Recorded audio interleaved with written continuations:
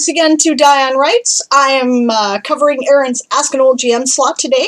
Thank you for your patience, everyone who came in early. I wanted to wait until World Anvil was finished before I started. All right, we got bunny words already. James logs 103 for Lappin. Excellent, guys. And thank you for the save check, Barbarossa. Everybody save. Do not forget to save your work. Well, let's see. I'm sure James is first in the chat, so hello. Yeah, he sure was. 1957 British time. Thank you, Kahuna, for the raid. Much appreciated. Hi, Satrium. Hi, Chris. Good to see you. The Burbs need you. I'm glad you were here. Hi, Claire. Hi, Walking Dead Lover. Hi, Shy Red Fox. Look at all this. This is great. Hi, Mar. Always a pleasure to see you. I saw Weird in the chat, which is nice. Weirdwin is an awesome writer, does writing streams. If you guys have not checked her out, you really should. Mar's a writer too. You guys know that. I'm sure you do by now. Hi, Kayetan. Hello, Malachi. And hi, Siobhan. I think I got... Oh, and Daz. Hi, Dazzlecat. I think we got everybody. Flowery blue suits you. Oh yeah, do you like my blouse here? Check it out. And I got my dragon necklace because we're starting the Adventure April challenge today. Figured it was appropriate. Oh, and I've managed to tie myself up again. There we go. Okay. Yeah, Claire says, grimaces and laughs darkly. I assure you, I know what I've written and won't lose it. Exactly nothing. And hello, Eli. Good to see you. Yes, dragon. My honey got this for me because he loves me and he knows that I am a fucking nerd. It's great. All right, so I'm going to start with the Adventure Challenge today. If you are recording Game of Tomes, then you've already seen where it counts. If you don't know what we're talking about, here is the link, if I can get it to work. Oh, I wasn't in the right thing. Okay. There we go. Oh, and hello, Esong. Good to see you. Game of Tomes is a fun game that we play for NaNoWriMo and now Camp NaNoWriMo in the form of our Tourney of Tomes, which is a little less high pressure, right? For one thing, there's no eliminations in the Tourney of Tomes. You pick a house, you stick with it, and you represent it for the duration of the tourney. We will be announcing results once a week. That will be on my Thursday stream, Diane Actually Writes, which is at 2 p.m. Pacific, 10 p.m. GMT. And, you know, it won't be the whole stream. We'll just take a little time to announce the results, and then we'll get back into the writing. And, yeah, we're hoping this is very fun and friendly and more like a team sport than a war. And so far, people have been excellent with it. Thank you to all of you who came to my Medieval Feast stream last night. I had a great time. I hope you did too. I thought it was a lot of fun. Results already? No. Oh, no, this is the second day. Thursdays. Gotta wait.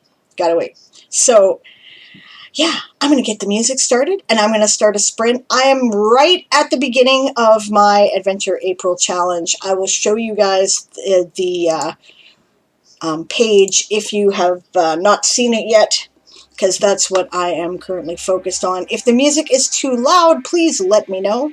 We do indeed, Claire. Claire offered me a reading last night, and a tarot reading, and that didn't work out because, you know, too busy. But I definitely am interested. I do tarot reading myself. I used to do it professionally, and I know you should never do a reading for yourself. This is my advice, right? It's kind of like you never edit for yourself. And the reason why is because you cannot be objective. You're either not going to see the negative things that come up, or you're going to not trust the good things that come up. And either way, it's not a good idea. So, oh, more plant comments for me, says Emily. That's great.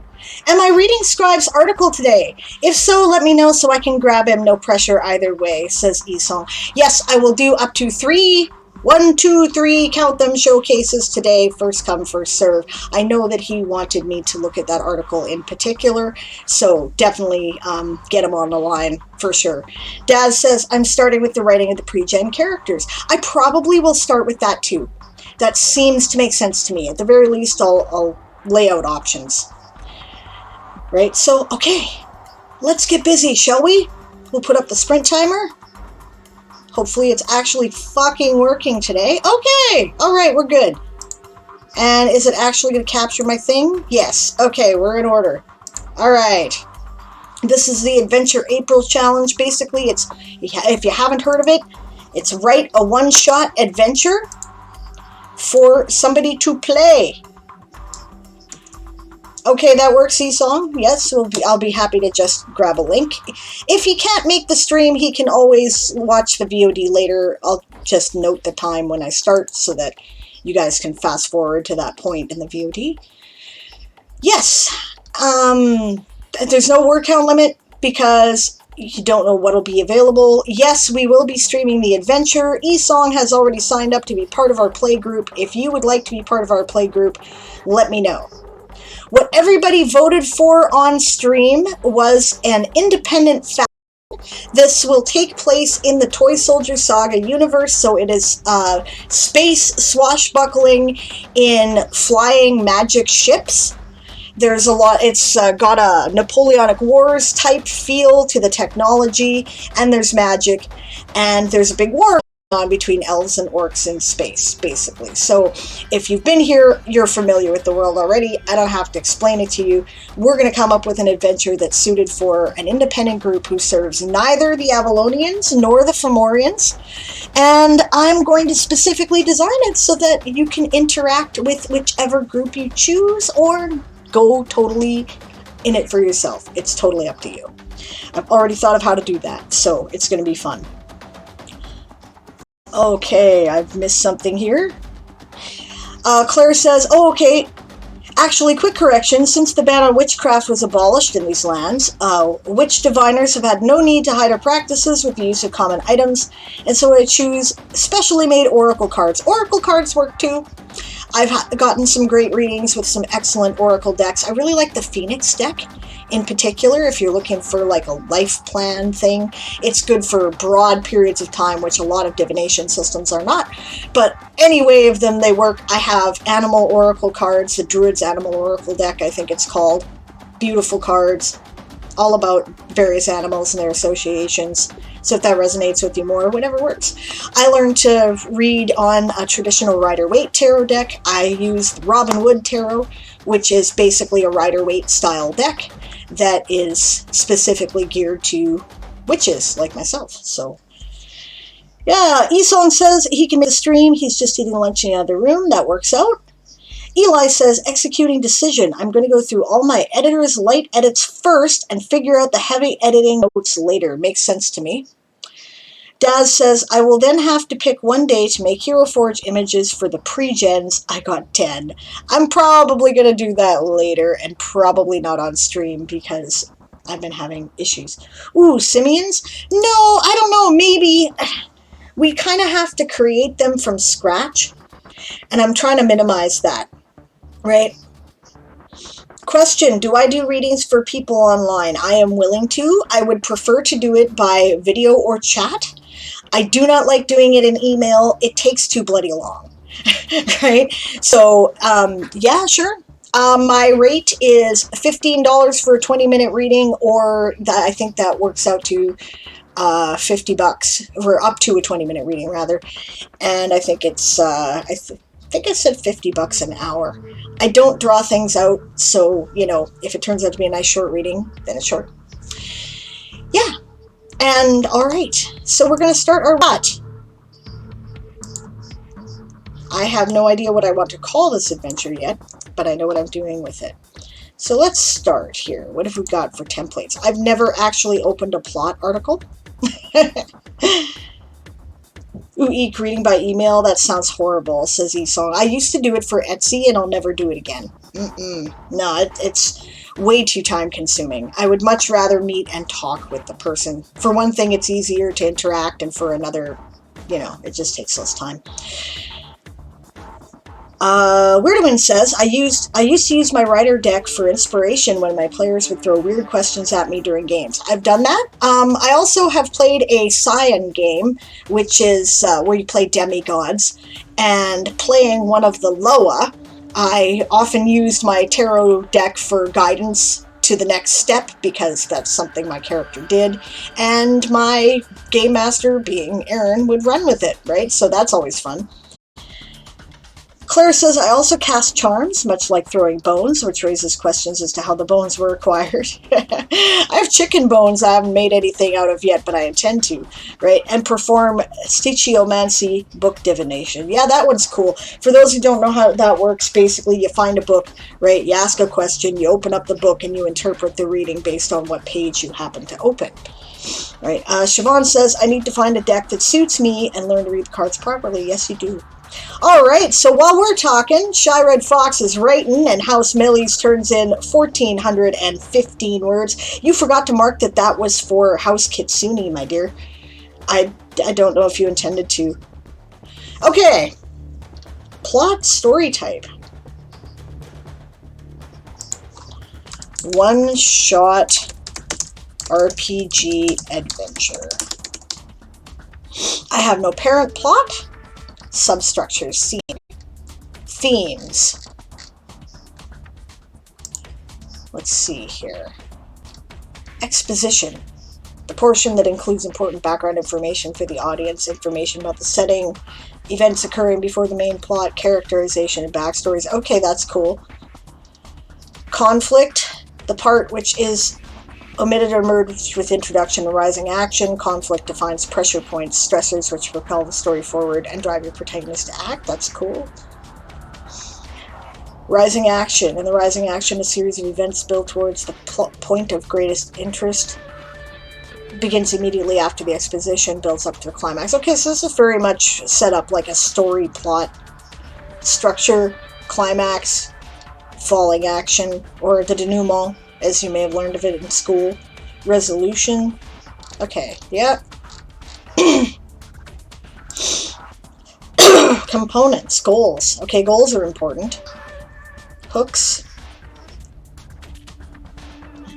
That'll come up as it goes. Stakes, counter to hooks. Add drama, substantiate the goals. Okay.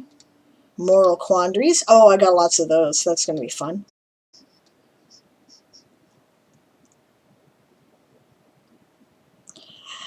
Shy Red Fox says, I'm not tracking my minor house. Too much to do this month. Okay.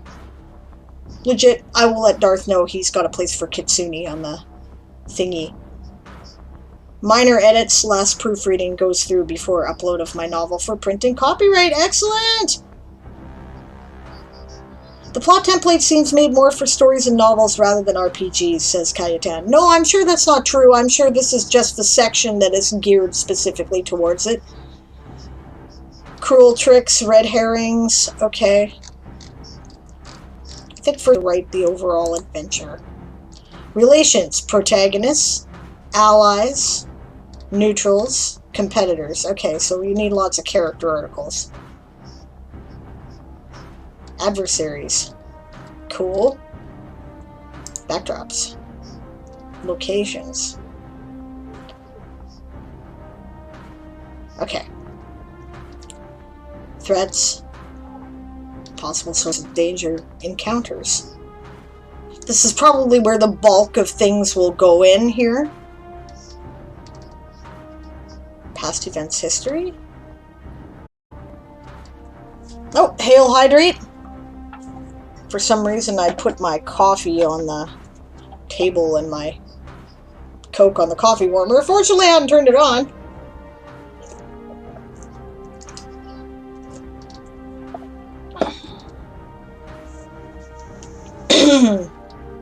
Okay. Alright, that's everything. Campaigns and adventure plots. Okay. Alright, let's get started here. Plot title.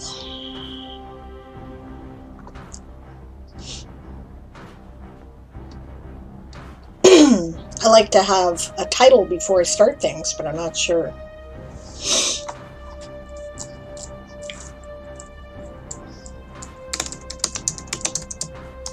The Pathfinder 1E adventure designed for characters of roughly 3rd to 6th level.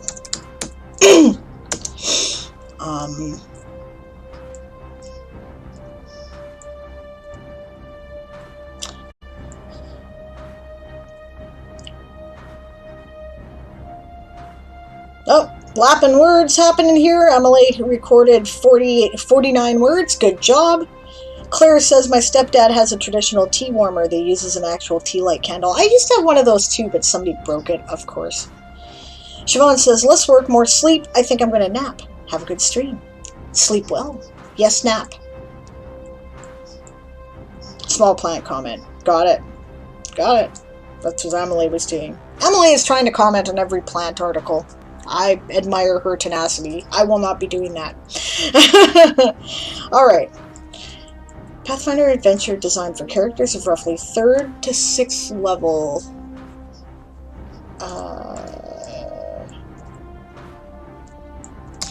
It takes place in the broader universe of the Toysoldier saga, nearing the start of the Second Interstellar War.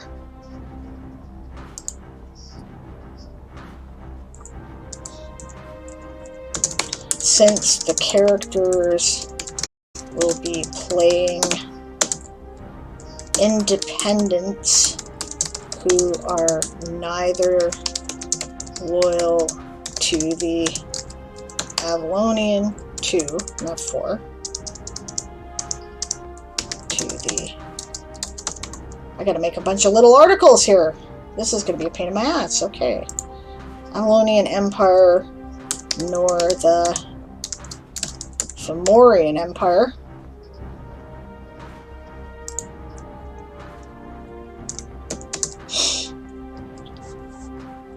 They may choose to side with either or neither.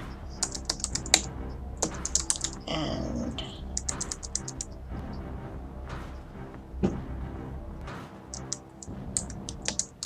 their motivations could be benevolent or malevolent, or simply selfish. Maybe they're looking to enrich themselves. They will have, no. First I should say,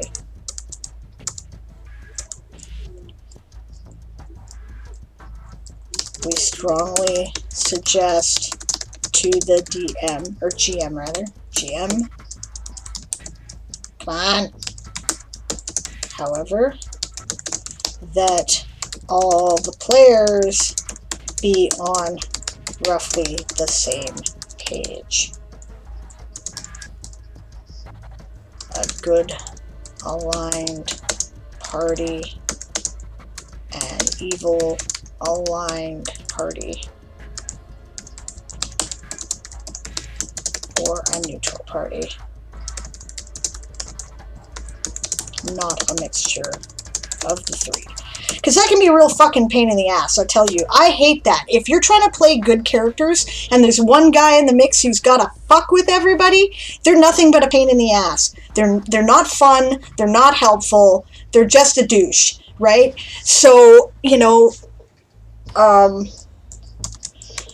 players and GM should meet prior to the game and discuss expectations in a session 0. There.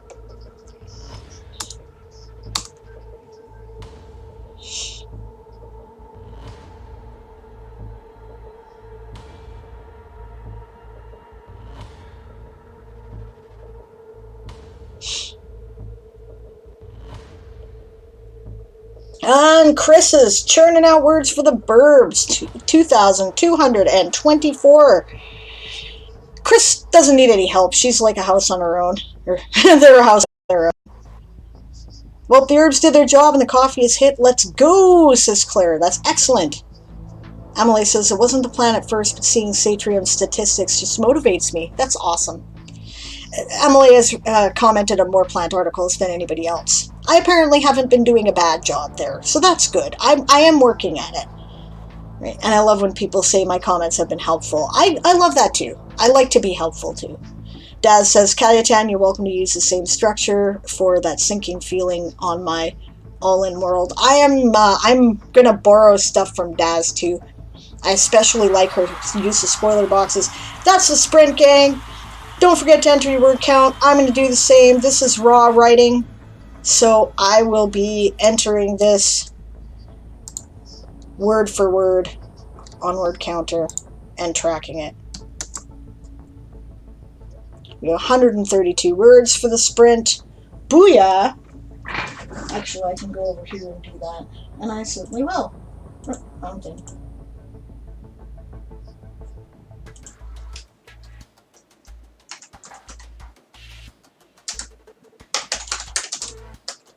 It would be helpful if it wasn't capitals, though.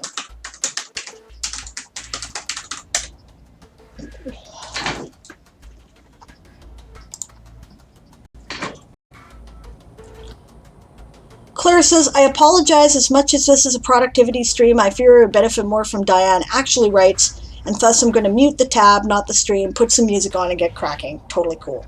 Totally cool.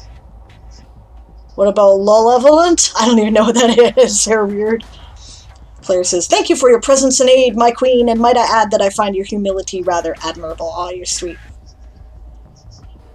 Wait, I tend to play evil characters, though, says Malachi, which is fine if you're playing in an evil party, or in a neutral party that's like mostly selfish, and you're not playing good characters trying to do good things. That's fine. You guys want to play in a party where the goal is to fuck each other over? That's totally fun. I love that. It's just a real pain in the ass if you're trying to play good characters, right?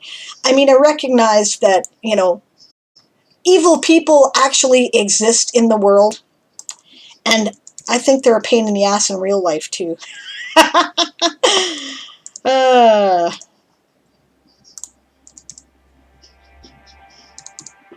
So, yeah. So I don't want them in my escapism, personally, unless that's the deal. You sound like, preach, sister! Player versus player antagonism is one of my pet peeves. If that's what you're signing up for, that's cool. If everybody understands that's what you're doing when you start, that can be hilarious. But, yeah, unless they are, meh. Claire says, may I have a link to one of your playlists if they're available for free? I would buy them, but I have less than $1 to spare. Yes, you certainly may. I think you can play them for free up to 3 times. And there's also some music on my YouTube channel, right? So, let's see here. Since I think you're on mute, I'm going to just...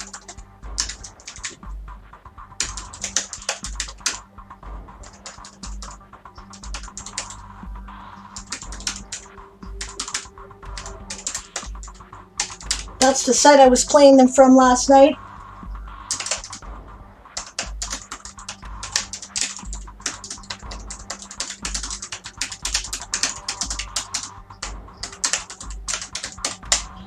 You can also search Sable Roddy Music on YouTube and I'll come up. I'm actually got a pretty decent YouTube presence. If you go to my channel, there's actually a playlist that includes all the music I put on YouTube. So... thanks for asking. All right. Malachi says, even in a good aligned group, I hate playing a good aligned. Then play a neutral and try not to piss off the other players too much, would be my advice. Yeah. Daz says, there's a difference between an evil character and a player who uses evil character as an excuse to screw the party. I agree. Okay. Caveats there, Malachi, as Daz points out. Now, I have an evil character that I've played for a very long time. His name is Oolong Tesseract Troy. He is an epic level assassin, right? And he is a lawful evil. He plays well with others, though, because he's lawful. He tends to serve the interests of his nation, and he's made it his personal mission to protect the nation. He's basically like their intelligence officer, right? So he gets along well with a good party as long as they are doing something which he sees as a benefit to the group that he's protecting, the government he's protecting, right? So, and that's, that's totally fine, right? And there's a lot of things like, he'll protect aligned peoples to his government, right? Stuff like that. He's evil because he's absolutely ruthless, right? He will kill you without a hesitation and has been known to torture people. So, Wordowin says, one of my house rules is that all players have to agree to another's characters, and all characters know another at the start of the campaign. But that makes sense. That makes sense. Oh, there's the growl to get back to work. Have I missed anything important? I missed some words.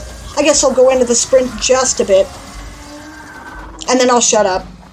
Lapin, 139 words, the outside world, villages. Excellent job, James. Claire says, it's one thing for a PC to get angry and punch another PC. Yeah, friendly fighting is okay. But the moment that it becomes a fight, it's gone too far. Good role-playing can result in momentary bitterness and perhaps a lowered opinion, but should end with a phrase such as, I hope that made you feel better, letting your base emotions control you. Yeah, exactly, right? The party has enough to worry about without fighting each other, right? Unless that's part of what you signed up for. Eli did 574 words of light editing for the Molluskins. Good job. Esong did 177 words for House Tiki. Uh-oh, Esong, you entered that under the wrong one. Hun, you're supporting Apis. You're not supporting Mellies. I'll fix it. Purple Heart Writer, who is Natalia, says, Hail, Lady Aradia, mother of buddies. Thank you and welcome, Purple Heart Writer. Remember that Natalia Books died in Game of Tomes, so that is why she's under a different name. Moonflower says, I do not do PvP in any way in any game. I don't either. I don't do it in World of Warcraft. I don't do it in any fucking game. I hate it. Right? Seriously, I just plain don't play, say, Among Us and other PvP-oriented games. Claire says, I love playing chaotic evil characters who have antagonistic goals and erratic behavior, but are endeared to and bound to the party. Just because you're chaotic evil doesn't mean you have no bonds and no one you care about. Yes, if you have loyalty to the party, you can get away with that too. Just usually people who often, obviously you guys are some veteran role players, right? But people who play evil characters often do it to fuck with the party. That's their goal. And that's no fun. That's no fun for anyone. The only one who's having fun is you. The DM's not having fun. The characters aren't the other players aren't having fun. It's no fun, right? So if you're gonna have like an evil character with party loyalties and friendships, that can work, right?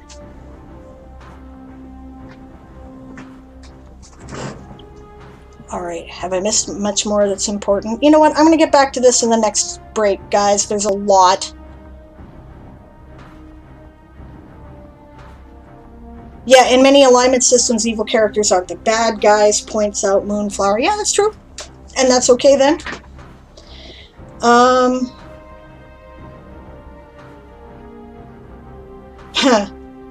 Malachi telling stories about his drow terrorizing a goblin.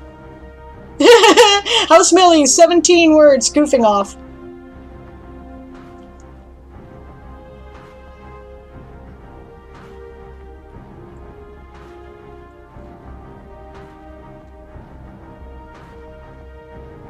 Okay, we'll do the rest in a bit.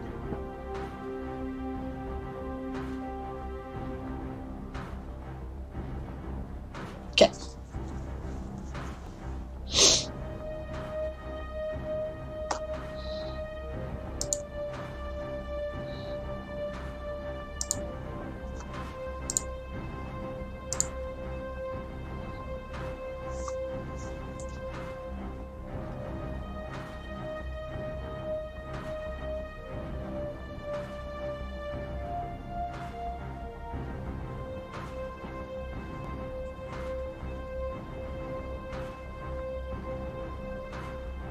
Hello, Bob. Good to see you.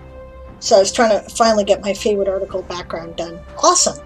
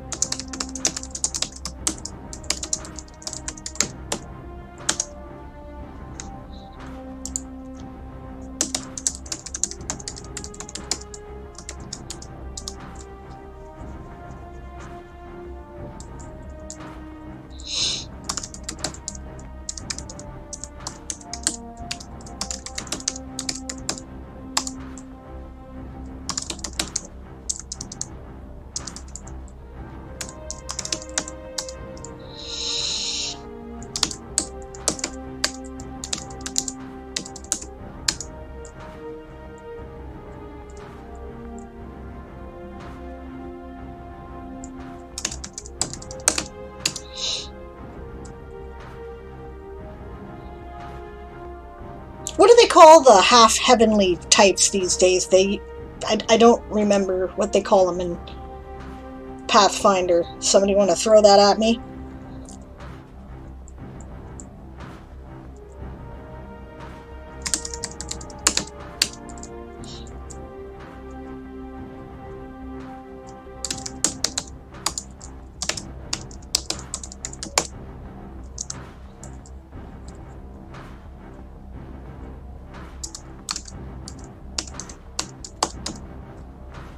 Azamar.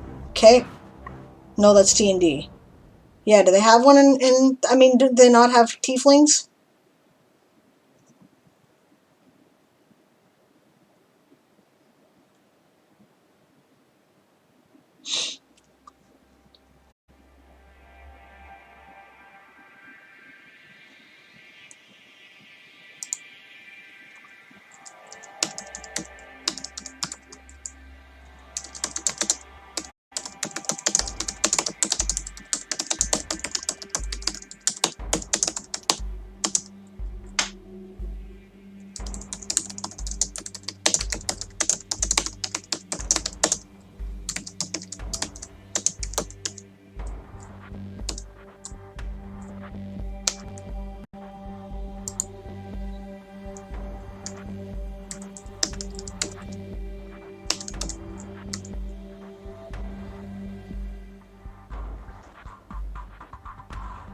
It's Pathfinder 2? Okay. Thank you very much, Moonflower. I wasn't sure.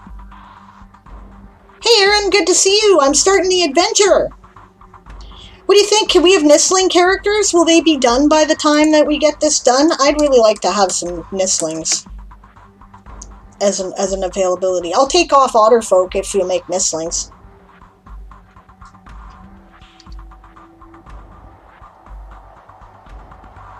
Yes? Okay. Should I take off the Otterfolk then or leave them? I figure I can run with Pheenock and I've got a good idea for the Ratatosk. Guess we could ask Blake about the Otterfolk since they're his creation, basically.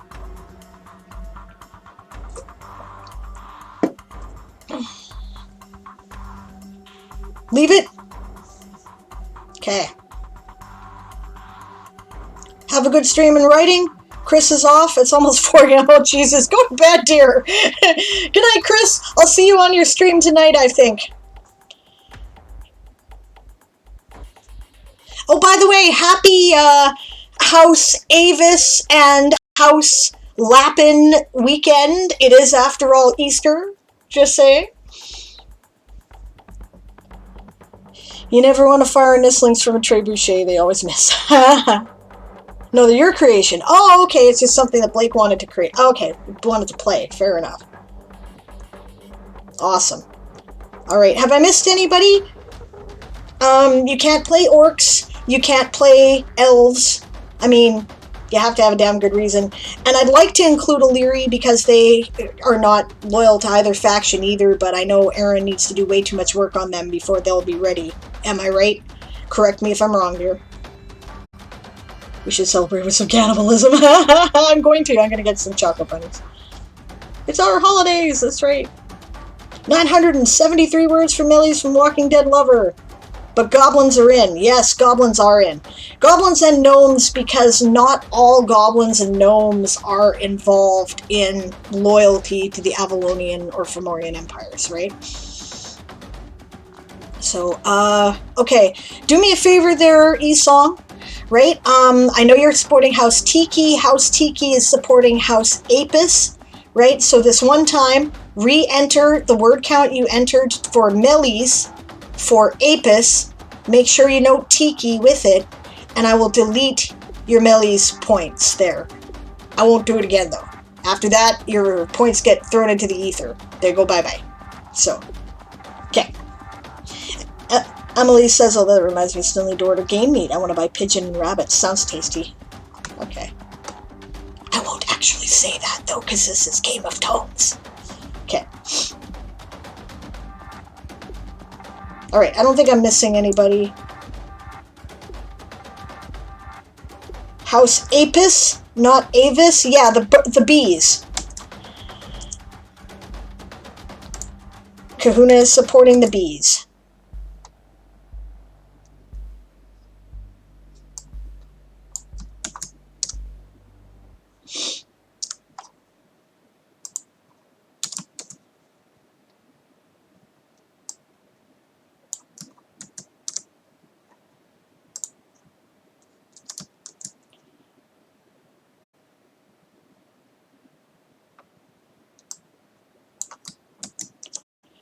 I didn't even notice I selected the wrong house. So, pay attention! Okay. I'm teasing you, it's fine. Somebody was going to do it at least once, so I figure you get one. You know, you get one, right? You get one. Okay.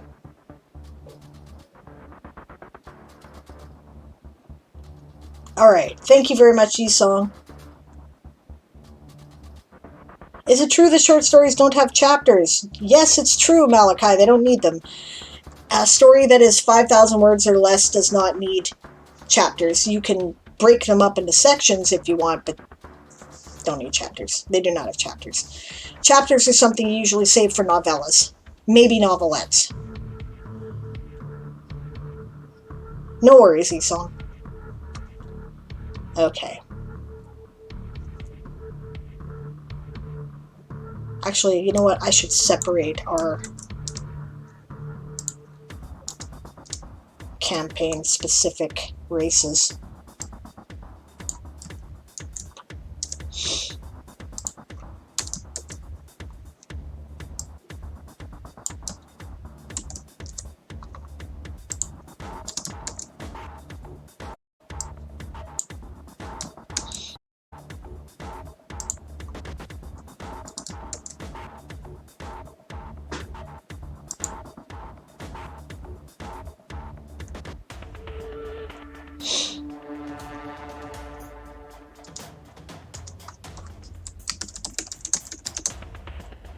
$1,135 words for House Millies from Shared Fox. Good job. Unless I was doing it wrong then, writing the short story and using chapters. Maybe, but you can name them like different things. Like, I have a short story. My short story Showdown, which is available to read on World Anvil, under the... It's part of the book Once Upon a Time in the Weird West. Weird spelt with a Y. Right? You can have a look at it if you like. I've got it broken up into sections, and the sections have titles. So they're basically chapters. They're just not chapters. There are also some...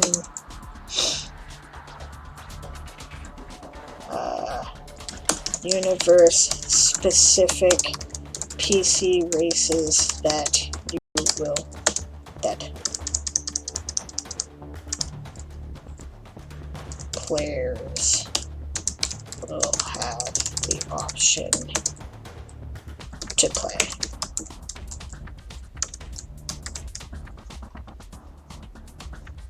Now, we will make this.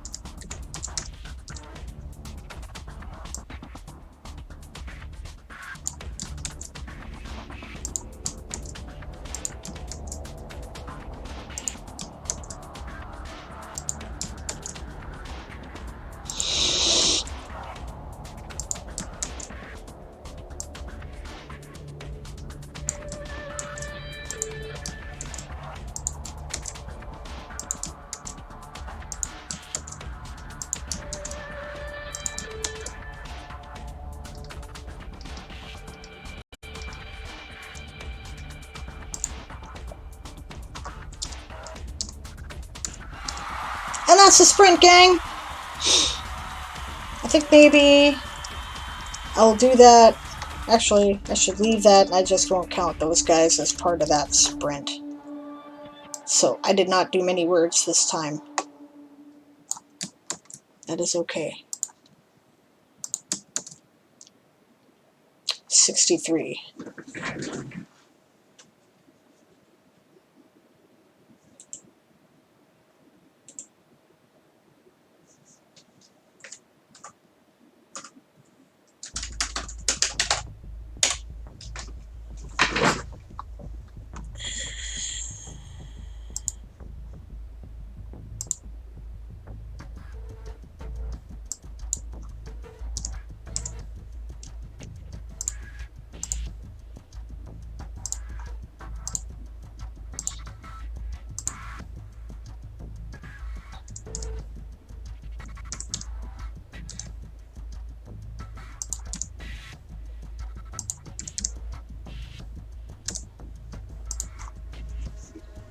Alright, we got some word counts coming in. 133 for Lappin from James on the Outside World Villages. 87 for the Bats from Moonflower. Sprinting today for Tourney of Tales. Yes, we are. Extreme Psi. I've already... See, it says here in my nano project, right? Brothers in Arms conclusion, Untitled Adventure. This is the Untitled Adventure, and I'm counting it towards my count. Yes, we are doing sprints. You bet. And anytime we're streaming during the course of the month, no matter what we're doing, the word count total reporting will be available. That includes when we're playing our RPG. It's totally fine. How's Lappin? 395 words from Kayatan. Hard editing. Adapting article from the old version to the new. Good job, guys. No, Moonflower is not writing for Tiki. Moonflower is writing for Chiroptera and has been from the beginning. She is a bat. Or they are a bat, rather. Okay, important things that I may have missed.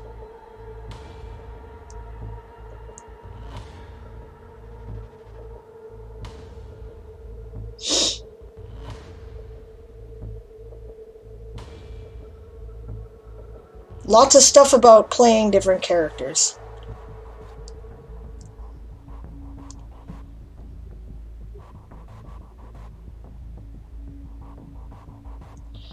Moonflower said to James, evil characters are for self-benefit, and you can find those who realize that raising the benefit of the whole will raise their own benefits. Yep, Oolong knows that, right? Like if you get rid of a stigma against a group you belong to, you get rid of that stigma for yourself too. Weirdwin says the thing to remember, especially with D&D, alignment isn't a vague social-based system. It's a mechanic that defines part of the universe's laws. A lawful good goblin priest doesn't get hit with smite evil regardless of how evil goblins are in general. Also, most players never read the alignment options in the game books.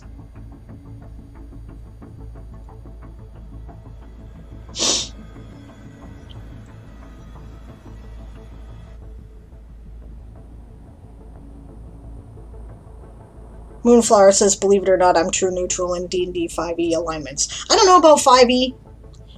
My stuff is based on, like, D&D 3.5 and Pathfinder 1e.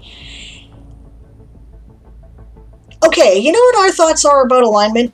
I probably should lay this out, but... Okay. So there's axes. There's an ethical axis and a moral axis. Okay? Ethical axis, right, is... law and chaos, right?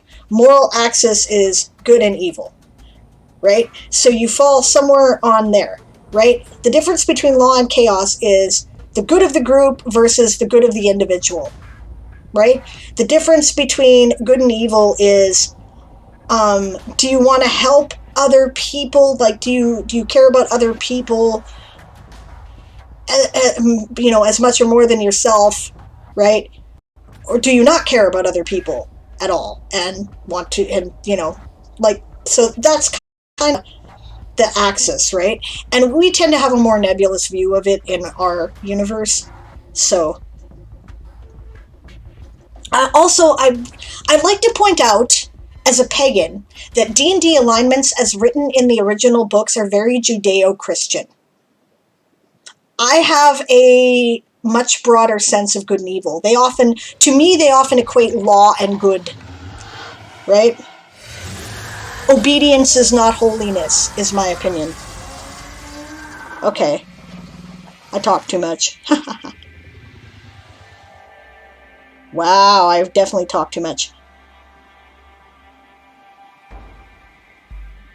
What, spelling it with a Y as in normal says weird?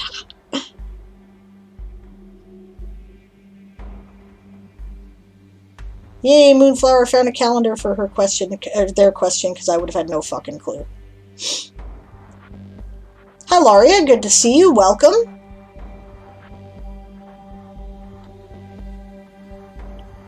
Ah!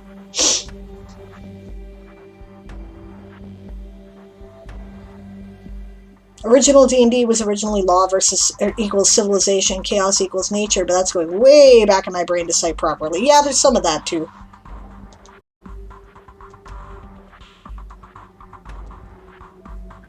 Chaotic good has nothing to do with law. Well, you know what? Okay, under that interpretation that, civilization versus nature, it makes sense to have elves chaotic good. Otherwise, as of second edition's explanations of alignment, it made no fucking sense at all.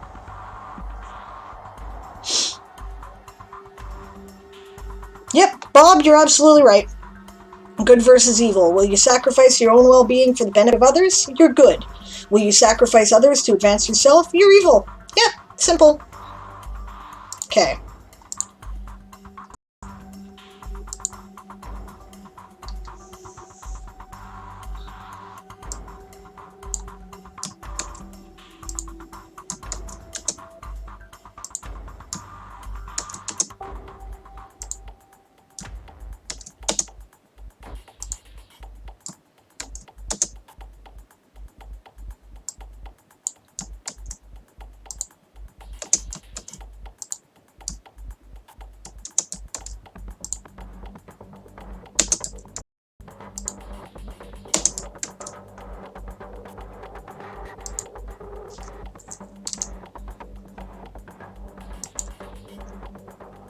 Actually, I should make sure I don't have articles created for these already.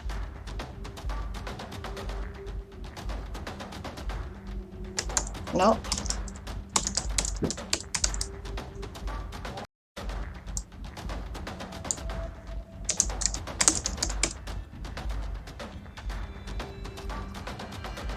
Aha, we do have one for the mislings. Good thing I checked.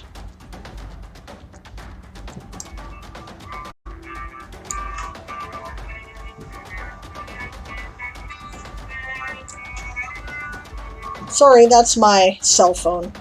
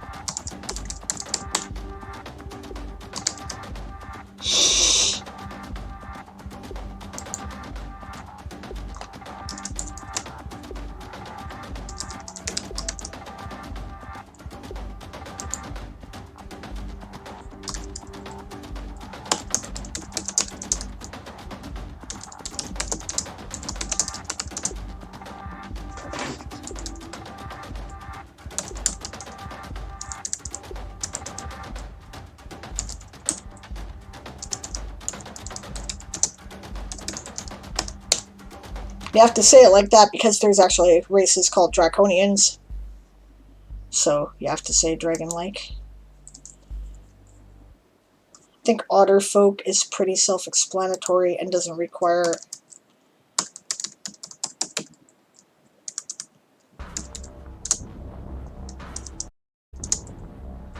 Oh, right, 2 R's.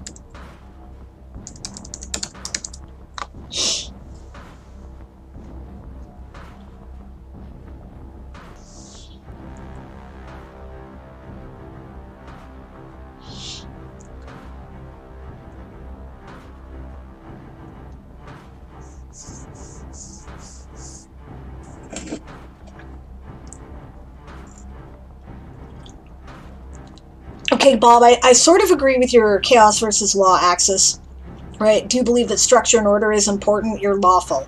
Do you believe that structure and order are simply attempts to hamper your free will and personal freedom? You're chaotic. Okay, but understand that, like, okay, right now, actually, let's take the whole masking issue, right? Lawful people... Okay, you can choose to put the mask on because you're lawful or because you're good, right? Lawful being, well, we all have to work together in order to accomplish this for everybody's, benefit, regardless of whether we're selfish or not, right? And, if we don't have an organized response, then we're not going to get through this, so we need to put masks on, right? Or you could do it because you're good. Well, I don't want to risk other people. I don't want to risk spreading the disease to anybody, so I'm going to put a mask on, right? You could refuse to wear a mask either because you're chaotic, right? It's a violation of my free will, right? Or you could choose to put a mask on or not to put a mask on because you're evil. I don't give a fuck about other people, right? So, and I'm not saying that everybody who doesn't wear a mask is chaotic evil or anything like that, guys. I'm not, right? I'm just saying that there are, it's nebulous sometimes, right? Because it's actually everyone thinks, well, personal freedom's great. We all tend to think we're all chaotic, but the truth is that personal freedom in this case is not great, right? Society is not going to get a hold of this pandemic unless we all organize. I'm just pointing that out, right? There are flip sides, right? So because people have different associations with like organization and structure, right? And order, and then freedom, right? Freedom is seen as a good thing. In this case, it's not a good thing, right? So they have their flip sides, and that's why they're not moral alignments, right? They're ethical ones. Okay, I think I got those guys. Now I'm going to have to do some content creation.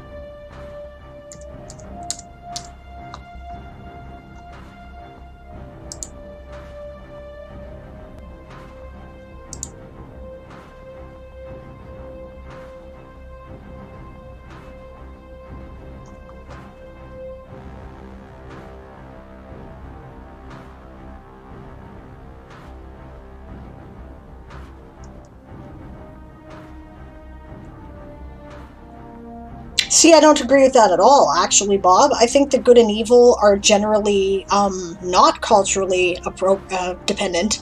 I think law and chaos are. It's always bad to murder people, right? Sometimes you have justification for it, but it's always bad. We know that, right? It's always harmful to hurt other people. The conditions of what qualifies as harm to other people depends on culture. That's true. Right? But the nature of whether it's harmful or helpful does not.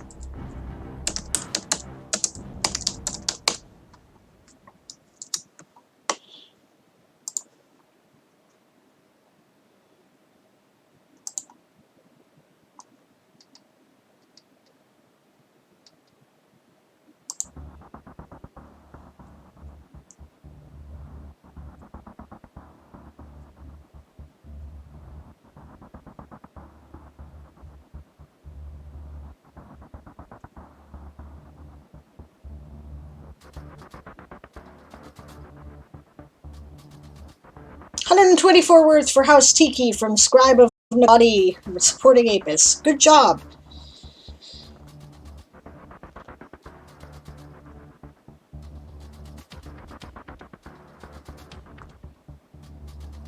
No, see, Bob, I see what you're saying, but that's still a matter of law and chaos. In that case, the people who are leaving people to die that are sick and infirm so that the benefit of society is seen to, right, are trying to kill less people, right? They're killing one person to save many people. That's still a matter of balancing, you're still doing it for a benevolent reason, but the killing itself is always wrong, which is why you see this is why this stuff about poison is bad, right, automatically evil in D&D games is dumb, right? It's a matter of what's your motivation, right? And obviously killing somebody automatically is not an evil act. Otherwise, there would be no good player characters, right?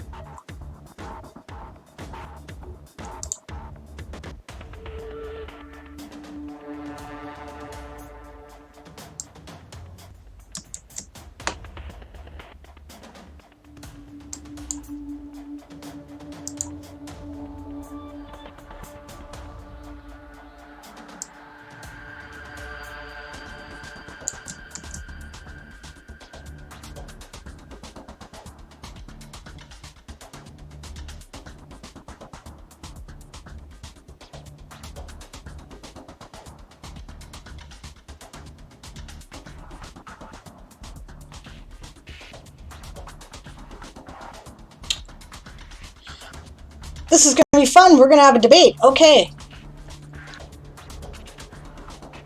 I agree with Bob that the purpose of law is to attempt to define good, and they're not completely separable. Yes, right?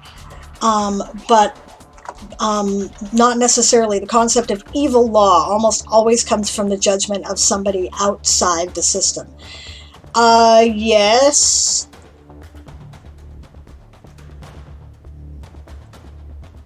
But it's not that simple, right? It's really not that simple. Because, okay, so Saudi Arabia.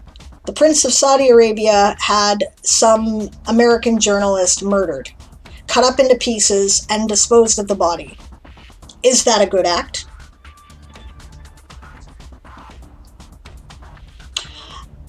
Canada and the United States locked a bunch of people away in Guantanamo Bay and denied their civil and human rights for years. Was that a good act?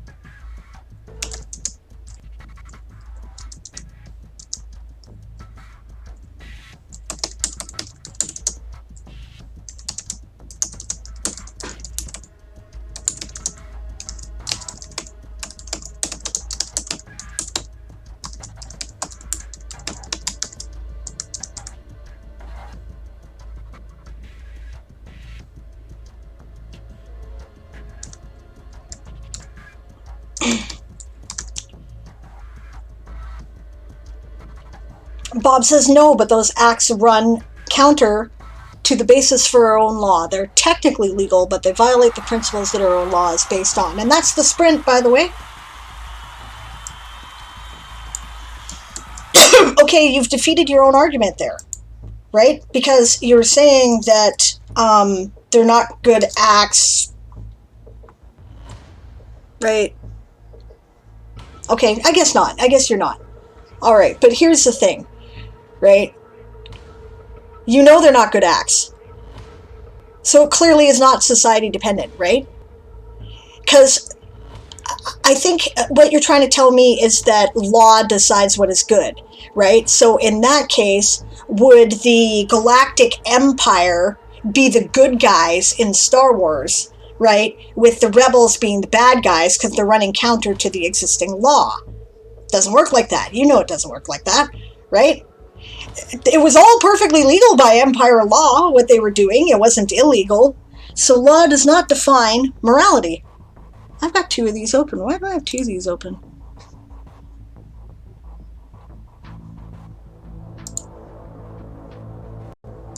Okay. Did I put those in there? No. Yes, I did. Okay.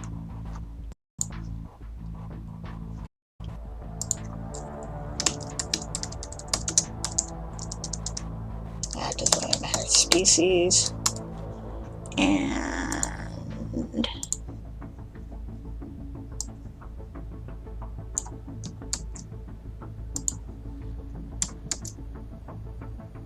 oh, and I think I missed doing my... oh, no, I didn't put in my... okay.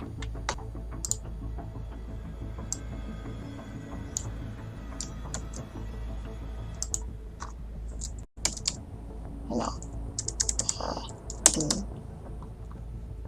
Dependence.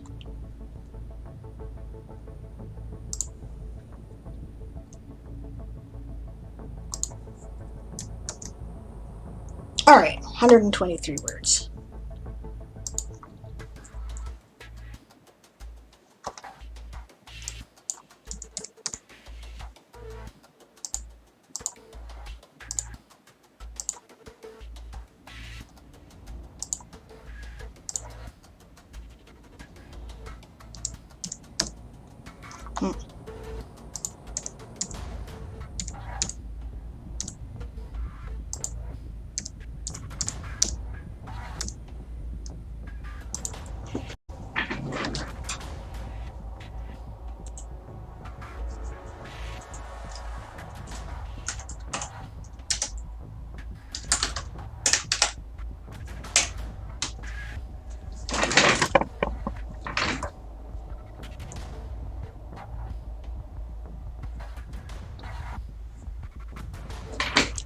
Well, Malachi says, I mean, if you're locked away because you're suspected of terrorism, not sure you should get any rights, honestly. Yeah, but what if you're innocent? You're suspected, right? They were picking up people with Arabic-sounding vague names at the airport, random people, right? You know? I agree with you there. Bob says, a murder hobo that kills everything isn't good. Yep, 100%. And this is kind of what I'm saying, actually. Period. I don't care what it says on the character sheet. If they're a paladin that requires lawful good, they're going to find their god isn't listening. Yep, this is the way it happens in my world, too. If they're a priest of a good god, they're going to be spellless. 100%. Yep, absolutely agreed. Ooh, nice. 1,262 words for Millies from Shy Red Fox.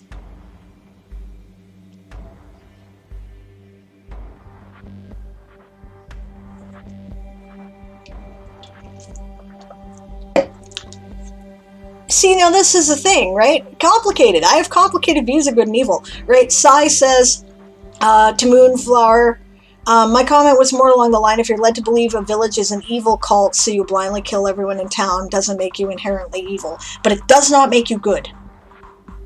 That is a neutral act. I mean, it's not necessarily counter to good, because, hey, evil cults are a thing in D&D, right? 225 words, light edits for House Lappin from James. Good job.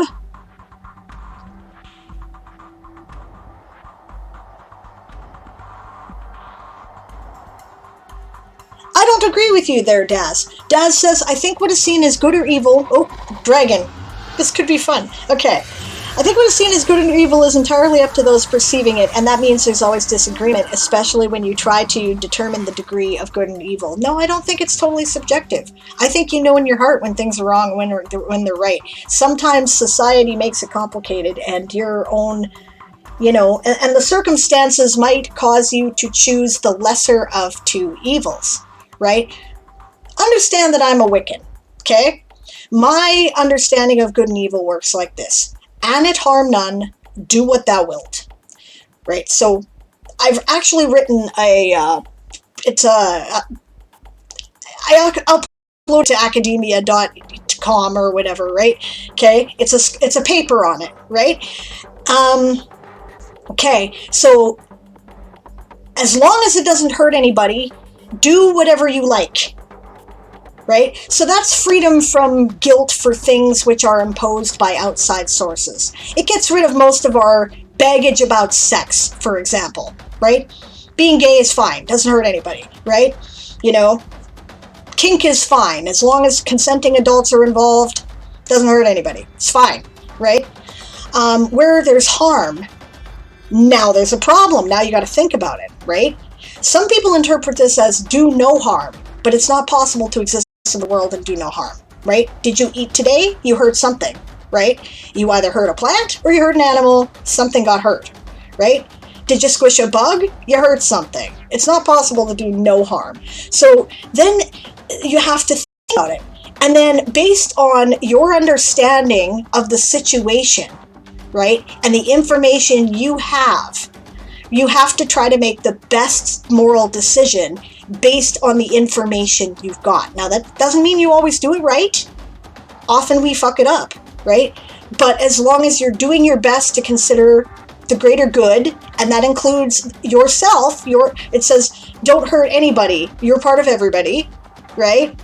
So constantly self-sacrificing isn't good either, right? Try to do your best, right? And good people will proactively try to consider the long-term consequences of what might be best, right? For everybody. They will think about it, right? Neutral people generally, they're not as concerned with that, right? And evil people do not give a fuck at all. They don't care who they hurt, right? But, you know, your coworker at the office can be evil if they're spreading rumors about you so that you can they're fired and they can get promoted, right? That's evil because you're deliberately setting out to sabotage somebody else, right? So it depends on the situation. That's what I'm saying, right? But in general, I think that, and okay, yeah, you're right that to some degree it does depend on cultural expectations, Bob. I do agree with that, but I don't think it's wholly dependent on cultural expectations. Right? Anyway, at this point, I think we can agree to disagree if I haven't convinced you. And I will remember that when I play in your game. Because I gotta get to work, guys.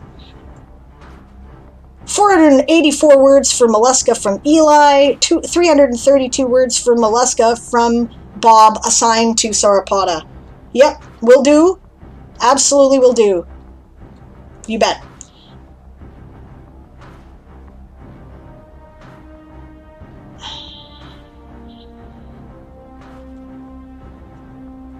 Go ahead and invoke Godwin if you want there, Laria. And yes, happy birthday, Dazlacat! It's Daz's birthday today.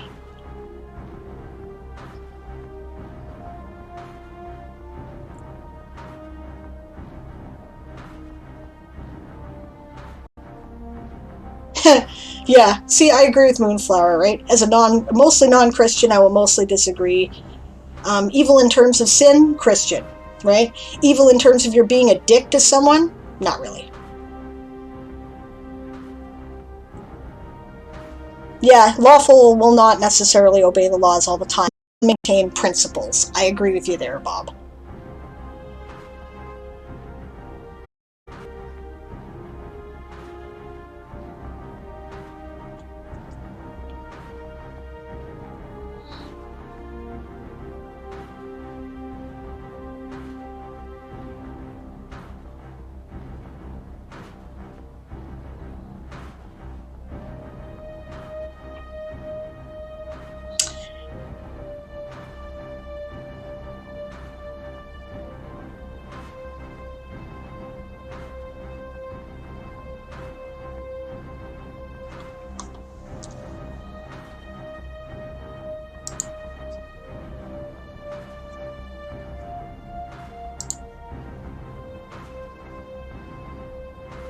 $205 words, picking up steam for House Lappin from Claire.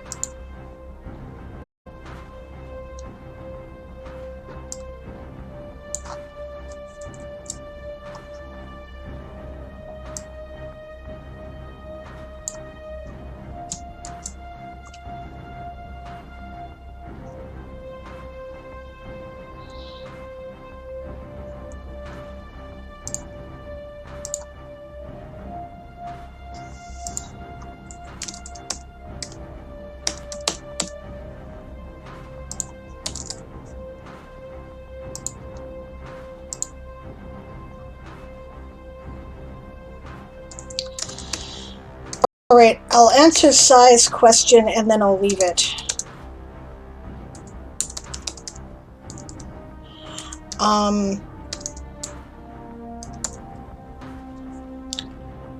Okay, and then I'm not discussing anymore. Right, you guys go ahead if you want, but I'm not going to.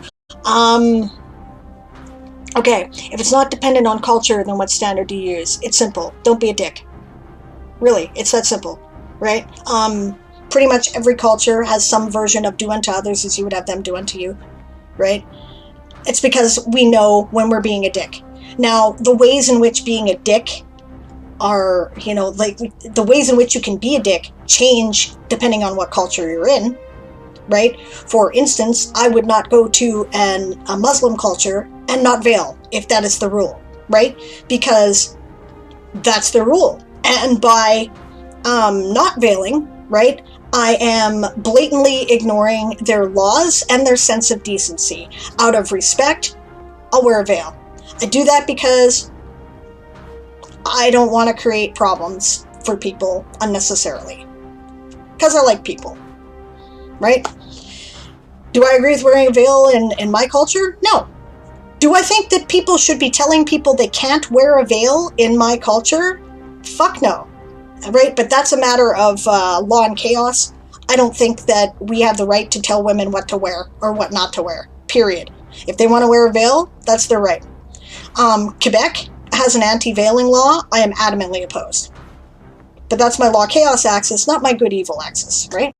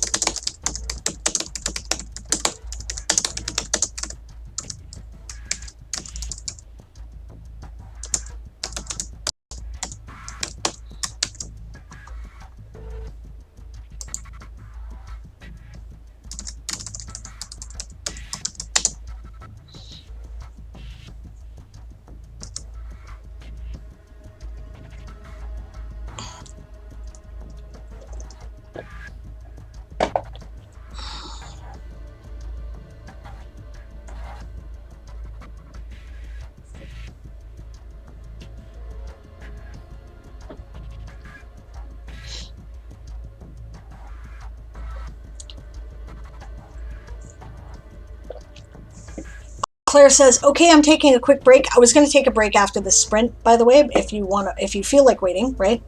And after the next sprint will be a 20-minute break. I would like to send you the beginnings of my first scene via Discord, as I don't really know how to get it to you to review it. It'll be less than 1,000 words. Okay, where are you writing it? If you're writing it on Google Docs, you can send me a link to the Google Docs. I don't currently have Discord open because I'm trying not to overwhelm my stream, but I will if you ask me to, right? If you have a link to a publicly available article, that's fine, right? You could also whisper me on Twitch a link. Actually, no, that wouldn't work. Never mind. Yeah, Discord's probably best, actually. Hard edit, 38 words. Calutan for Lapin. Good job. I want to redeem this for Claire. Oh, Jesus, I don't have time to do hour-long edits right now, Moonflower.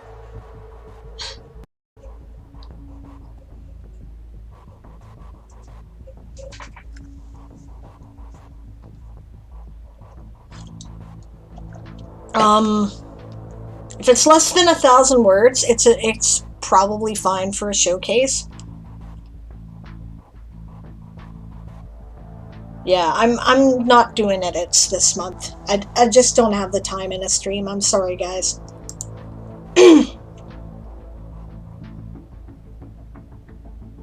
Oh, you chose the wrong reward. Okay, choose the right reward. I'll delete. I'll send back your points for the original award, Moon. No problem.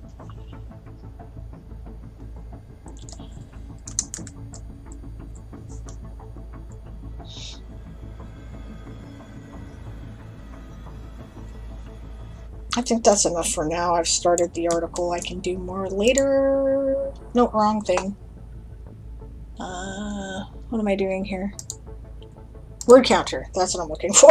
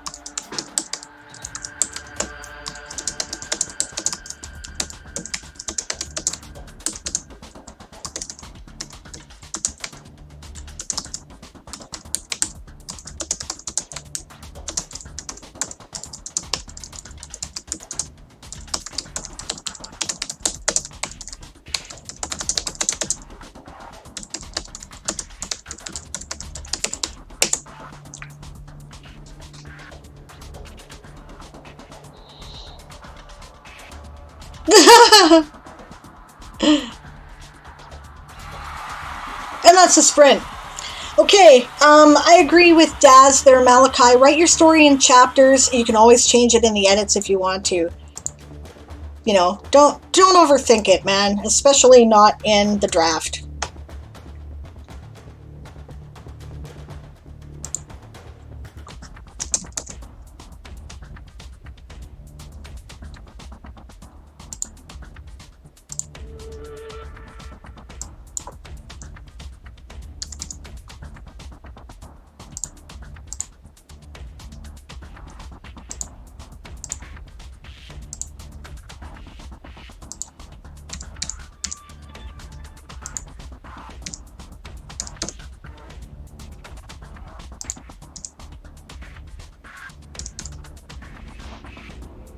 My 40 not work? Oh, that's weird. There we go. 1.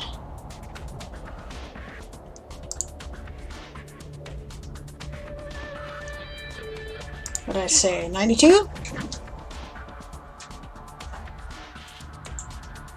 120 words light edits for House Lappin from James. Good job.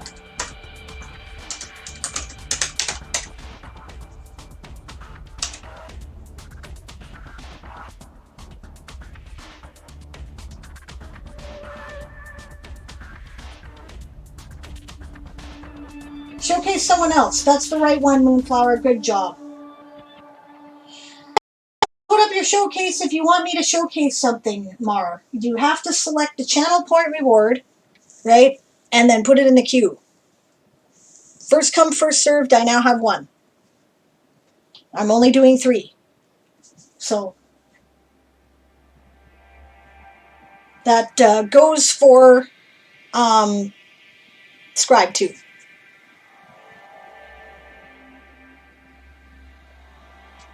Yeah, Eli says, I just looked at the meaning of the non-anglicized version of my last name. It means quack as in ducks. That's funny. Is there a black sheep in this family? They sold snake oil? Mr. Twinkle's ancestors? That's hilarious. Let me set it to public. Okay, but you gotta redeem the showcase points. There's Scribe. Oh, I have two. I have Kayetan now. Yeah, I've been here the entire time. What is this very small number of words? I'm too busy talking. Yeah. Yeah, Scribe, I don't know if you... Did you spend the channel point reward points there? I'll put these up.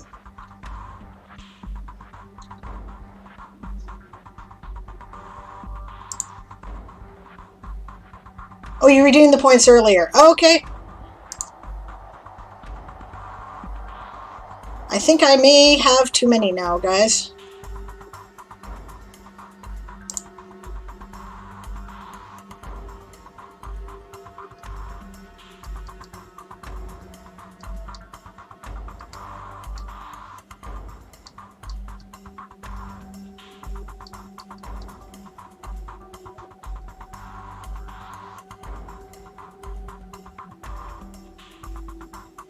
Are you fucking kidding me that the word Muslims is... Huh. Wow.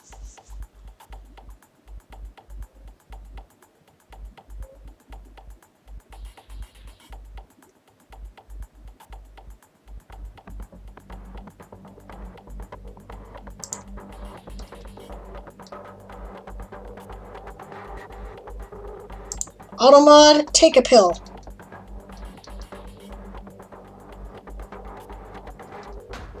Oh, I must have missed the link.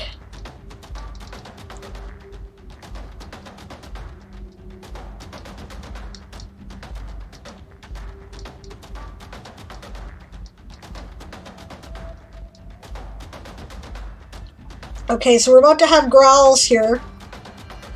I'm still looking for Kayetan's link. Did I put it up? Okay, I got Kayetan. Yeah, and I need Claire's link, and then we're good. What happened with Muslims? For some reason, Muslims is a banned word by Automod. I'm taking, like, serious fucking issue with that, by the way. Also, it bans all LGBTQ terms.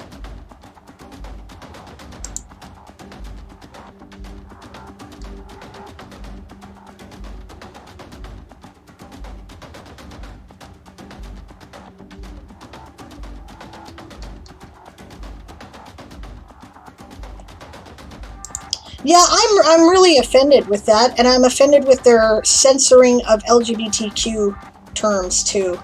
They're like complete idiots. We're going on a break here, by the way. I've got to take a bio, so I'm just getting these set up before I do, so that they're ready to go. Okay, have I got everybody? Yeah, I've got a multi-pass. I've got... Okay, I'll do what I can, guys. When I get back, hopefully the screen will still be up, because I'm going to be doing adjustments. I've got to change the... I've got to refund some of Esong's points, and I've got to refund... or channel points, and I've got to refund some of Moonflower's channel points, so I'll do that. 987 words for how Smellies. Good job. Good work. Okay, I believe that Scribe is first, so when he makes his article public, we will do that. In the meantime, I'll be right back. Feel free to use this as a sprint, as I always do. I will join in when I get back.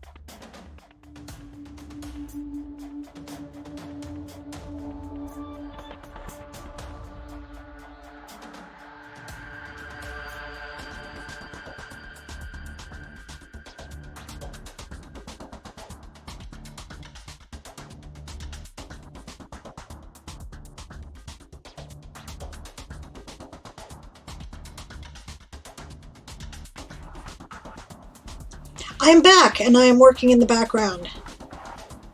Good job, Eli. I've edited approximately 1/3 of my novel in 2 days. That means I can goof off now, right? No, it does not. You can. I did goof off a little bit last night, to be fair. I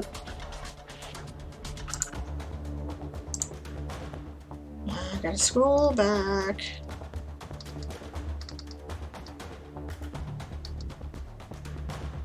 There's Scribe's article. 576 words for House Millies from Walking Dead Lover. That's awesome. Okay. Monarchist League. We've got an ethnicity from Magic Earth. I was told to refresh, so I shall.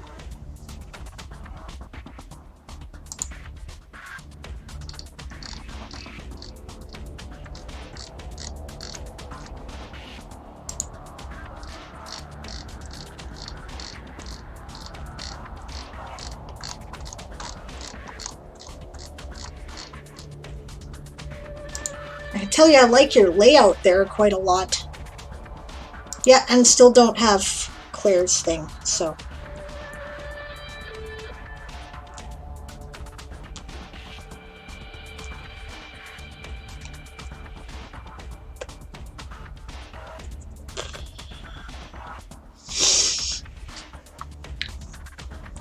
"22 words for Millies from Dazzlecat, 203 words for Tiki and Apis from Scribe. 0 words, but finally finalized the cover art for my article, says Sai. Good job. Okay. Mine might be very dry, that's fine. You know what? It's supposed to be information, right? Okay, I'm gonna get some work done here.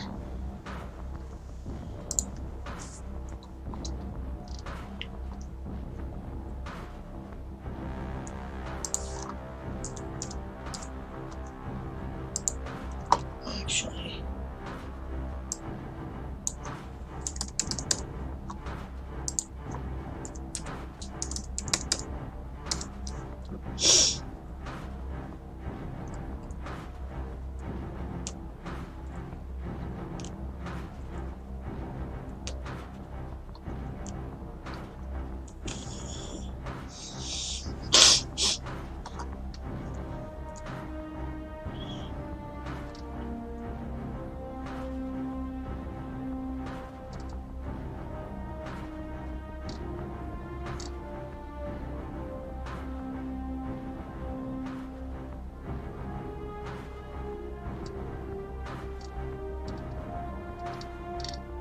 Yeah, where are my preview buttons here?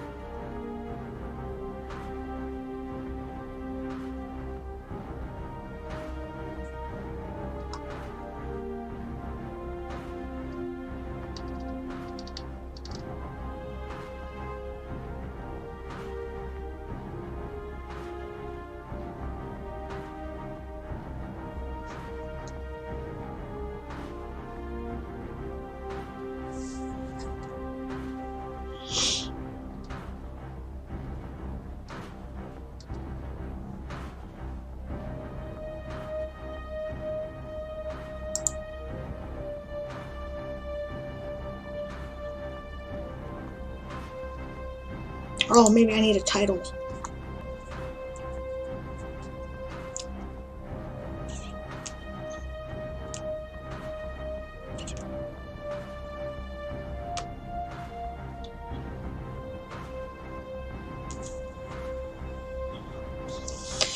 "218 words for House Lappin from Claire. Good job.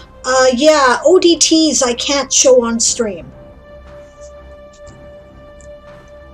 I can read them. Word will read them, but I can't show it on stream.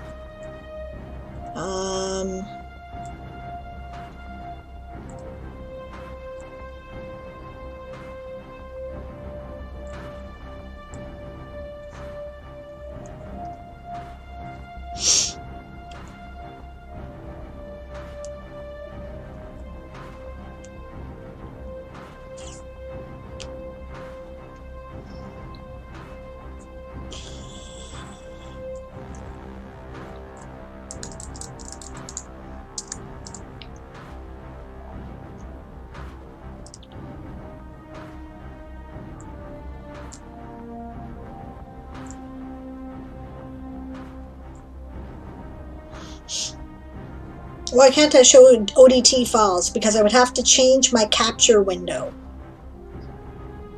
which may bork my stream. Otherwise I could. But if Claire puts it in a PDF, then I can just open it in Chrome. I need a title for this.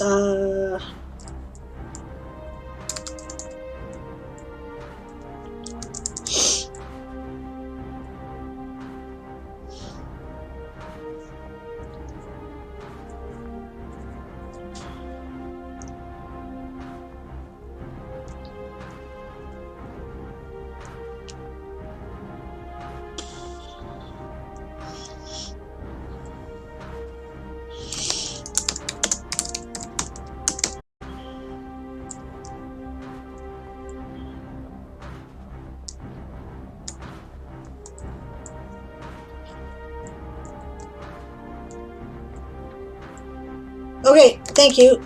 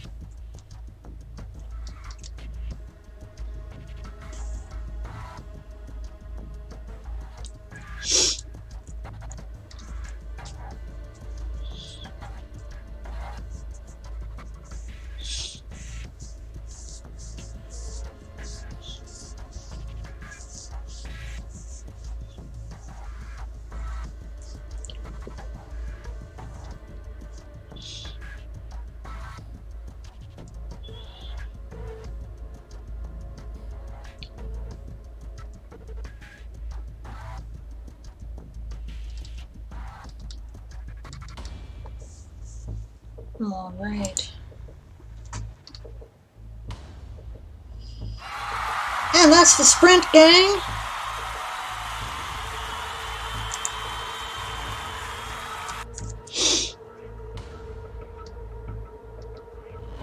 Well, I came up with a title. I think I'll just count it towards my next sprint.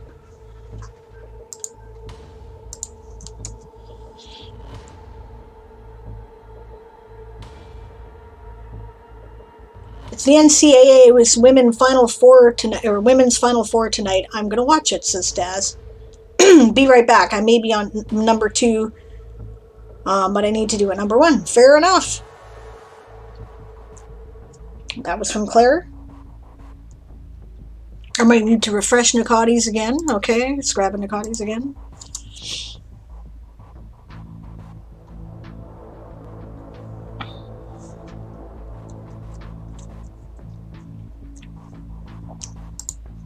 Okay, I'm gonna fire up Discord. If there's a creak and groan, let me know. 502 words for Lappin from Emily. Another comment done. Good job. Emily is just kicking ass on those plant comments, man.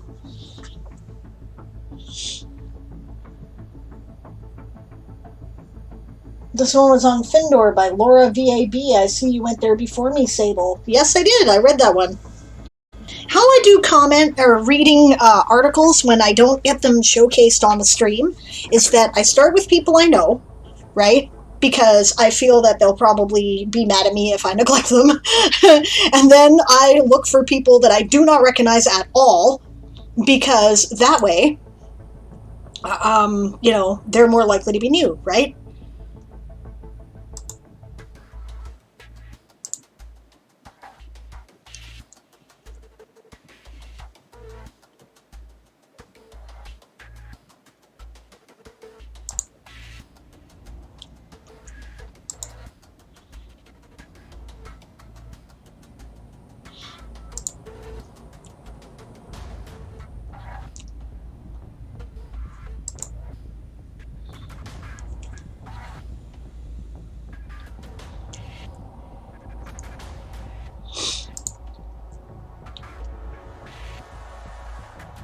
Okay.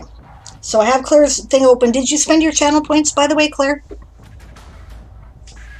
All right, watching on the big TV, says Daz. Eli, take a break. Your brain sometimes needs time to recover, too.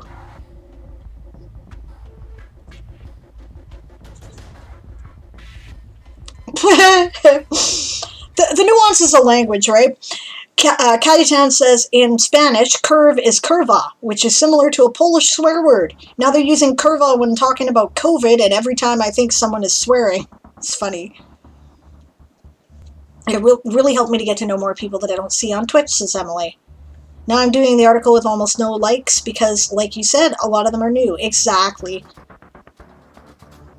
Oh, yes, Moonflower bought it for me. Thank you. Yes, okay. They've got you covered. Okay. Laura pinged me on the World Anvil stream earlier, so she jumped the queue. Oh, okay, that's cool. If I took all the time my brain needs to recover, nothing would ever get done. Says Badger. Yeah, I hear you.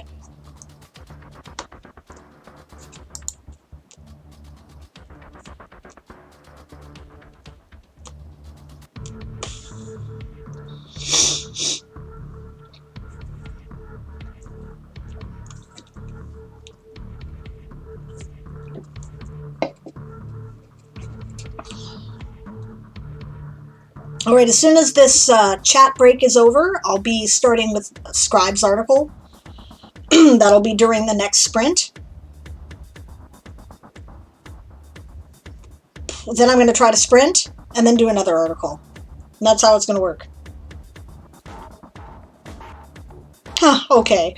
Moonflower says to me, I appreciate you correcting yourself with pronouns, but I hope you realize that I don't actually have preferred pronouns, really, so you don't have to. Okay, that's fair.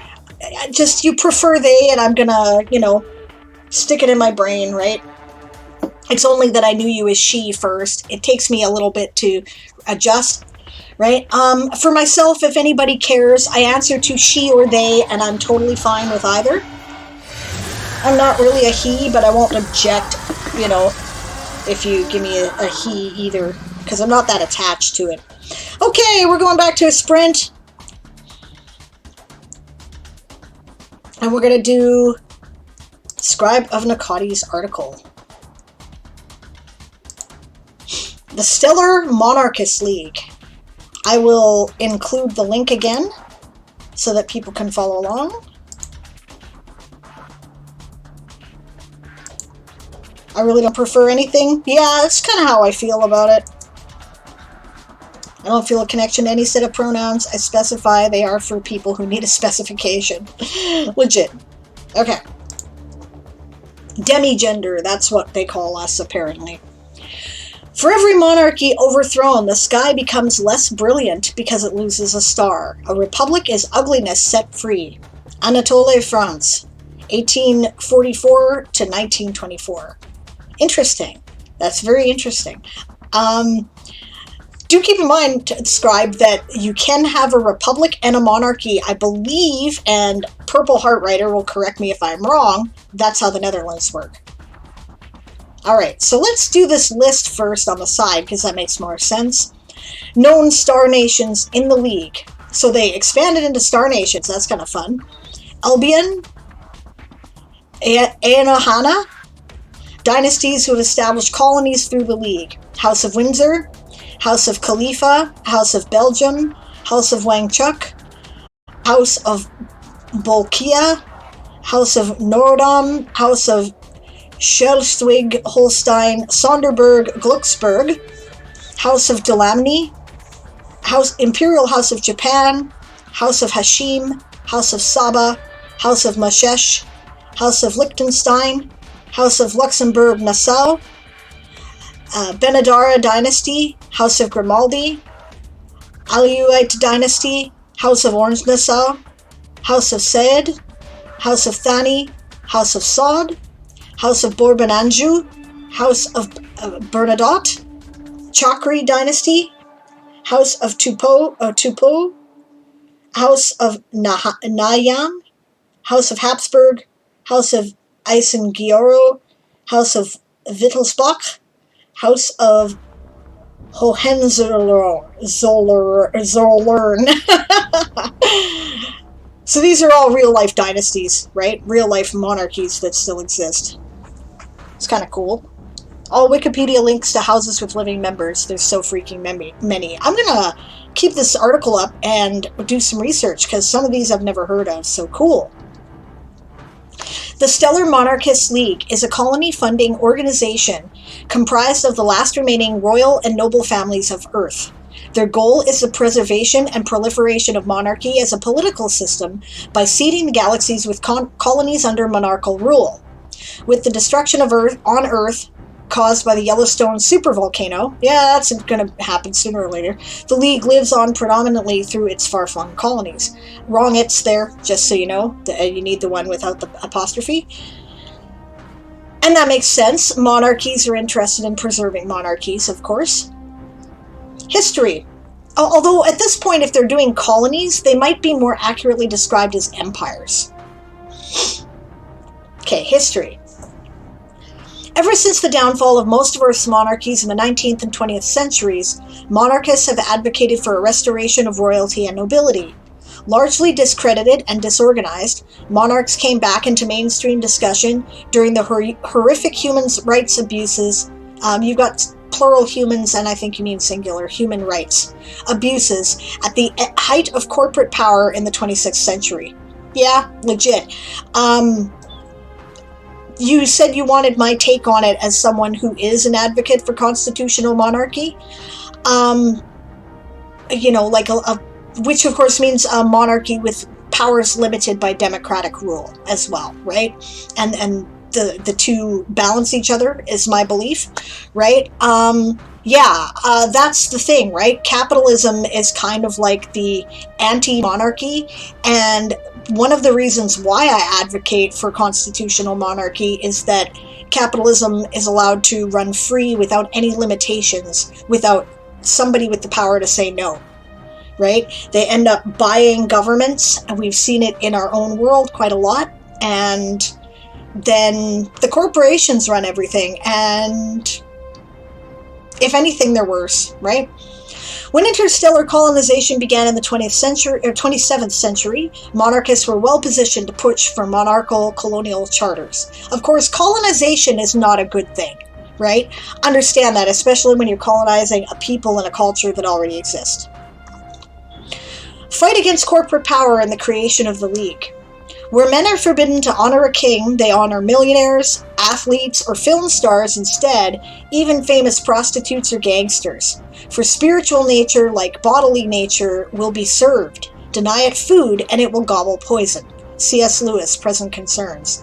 Also legit, right? See, it's a criticism that I have of the American system that you guys basically elect a king every 4 years. And your king has powers that our queen does not, right? Nor her representatives, and it gets out of hand, right? So, fair enough.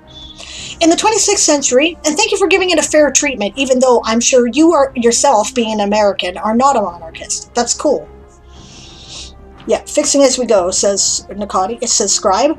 I feel once interstellar colonization becomes viable, that the cultural connotations around the world would drastically change. I agree with you completely. I'm sure that's the case.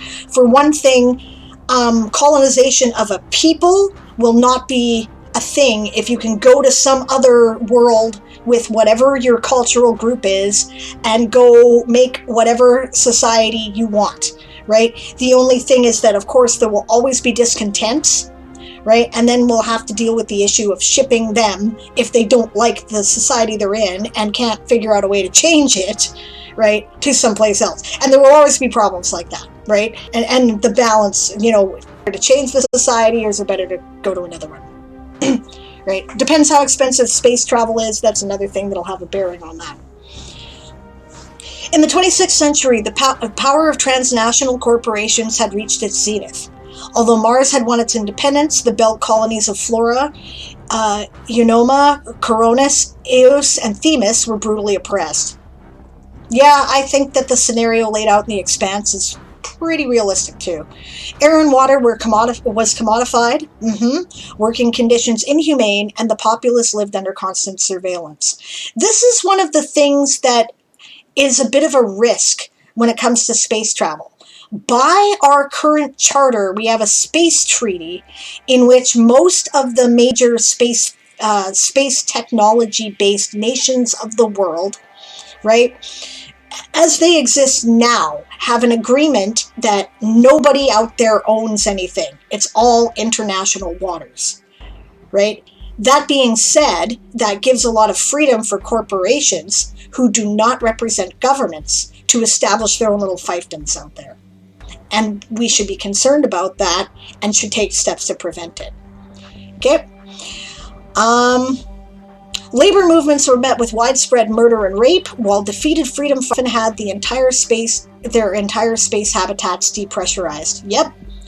Totally legit. Yeah, go see The Expanse. I think it'll actually really kind of give you ideas for what you're trying to do here. Many, and you'll love it, besides the point. Many throughout the Sol system were horrified and begged their elected leaders to intervene. Okay, or also there's a series of books. The first one, fuck, it's not here. I'll look it up. Okay, because it's based on a series of books. Yeah, many throughout the Sol system were horrified and begged their elected leaders to intervene. Sadly, over the past few centuries, corporate donations had cemented themselves, right? Or corporate donation had cemented itself, right? Subject agreement, whether it's plural or singular, pick one, right?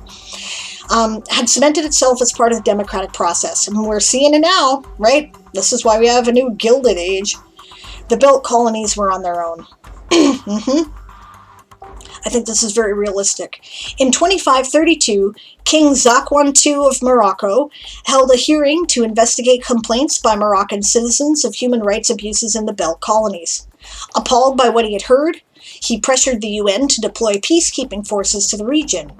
Although this proposal failed, Zakwan II was able to create a coalition of wealthy individuals, most of them nobles like Queen Freya of Sweden and Prince Gerard of Monaco, to pressure colonies or countries on Earth to investigate and punish these abuses.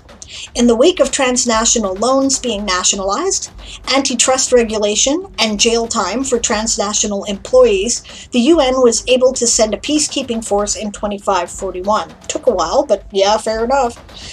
Pretty fast, actually, for world governments to move, especially on a cooperative level. So, okay. Eventually, the UN forces would watch over the creation of the Confederated Belt colonies. Emboldened by their success, many of the surviving noble households began to publicly support reform movements across the Sol system.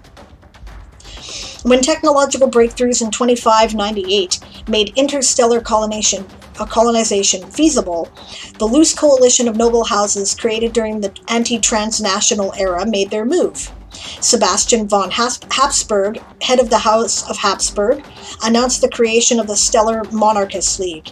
This new organization consolidated many of the space industries owned by noble houses and provided funding for colonial expeditions with the requirement that they adopt constitutional monarchies under the leadership of a new monarch pulled from the old noble houses. See, I would be all in favor of that. I think that's very cool. I would support that. The only criticism I have so far is I'm not sure monarchy is going to survive until the 26th century at this point. I hope it does, but that's cool. They did in your world, and you've given reasons why, and that makes sense. It's perfectly logical. This is great, Scribe. Yeah, I agree, actually, Daz. Nakati says, or Scribe and Nakati says, my exposure to The Expanse was someone gleefully telling how the Mormons had their ship stolen. As a Mormon, the energy it was presented kind of cooled my interest for a while. Yeah, that's bullshit. Honestly, the Mormons are a big and important faction in The Expanse, and there's no good guys or bad guys, right? It's very gray. Everybody's kind of in it for themselves, right? So that was uncool, right? Actually, I was really pleased to see that the Mormons were given such a thing, that they had this big project where they had built a colonization ship, right? And I thought, yeah, that makes sense. And I thought it was really cool, right? Often, my big criticism of a lot of space a lot of space opera is written by atheists who don't like religion and don't like monarchy and don't want either one to exist in their future universe. And I don't think it's realistic, because faith will always be a thing, right? And we'll always have various faiths and disagreements about it. So, I think it's cool to give faith the attention it deserves, right? I think the families will survive, the smart ones at least, says Scribe. At the end of the day, it's really about being old money. Yeah, I'll give it a second chance. And yes, there is that element to it. That's a critique that is certainly worthy. Don't disagree at all. Yeah. If the House Windsor survives the next 20 years, it will survive. It may not survive the next 20 years, though. Okay. Structure. The Stellar Monarchist League has two branches, Colonial and Solar. Colonial. The Colonial branch of the Stellar Monarchist League is made up of interstellar colonial expeditions that left the Sol system. Each is managed by a cadet branch of a historic royal or noble house. Sensible. Solar. The Solar branch of the Stellar Monarchist League is made up of the corporations that build and supply the Colonial branch's expeditions. These produce ships, food, medicine, and tools, theoretically, necessary for life on other planets, while keeping the money largely inside the family. Yeah, they would do that, right? To some degree, right? Understand, there is a documentary that if you have not seen it, you should watch. And it is about Prince Charles dealing with his duchy, right? Because he is expected to make his own income with the duchy. And to a large part, there is a national budget that the monarchy uses, right? But it's not theirs, right? So it's Parliament that decides how that's going to be spent, right? So in a way, being a monarch, you don't have all the stuff you seem to have. A lot of it is owned by the state. And you have it because the state lets you use it. Because you are a symbol of what the state power represents. Right? They could take it away. So. And this is the problem, actually, that Prince Harry and the Duchess Meghan are running into right now. Right? Because they said, well, we don't want to do our royal duties anymore. And so, because... And that's the Sprint, by the way. Right? Because a lot of the funding that they get is provided by the state for the sole purpose of them doing royal duties. The state has said, no, you can't have it. So they have to find other ways of making income. Right? Yeah, I'll give it a second chance, says Scribe. Yeah, definitely. Definitely do. Claire says, that's what I love about the Warhammer 40k setting. Many gods are worshipped, but only 4 are canonically real, and none of them are objectively good. There's a good argument for that. 1,712 words for House Mellies from Shy Red Fox. Good job. Holy crap. Oprah's interview with them is really interesting. Oprah, you mean? Yeah. Autocorrect. Yeah, it is really interesting.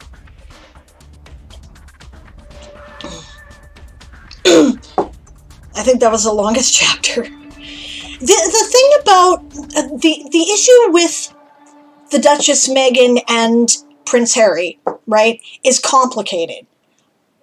100% there's racism involved, right? Within the institution, the people who support the institution of the monarchy, there's some of that, and no good, right? And there was a lot of it in the press.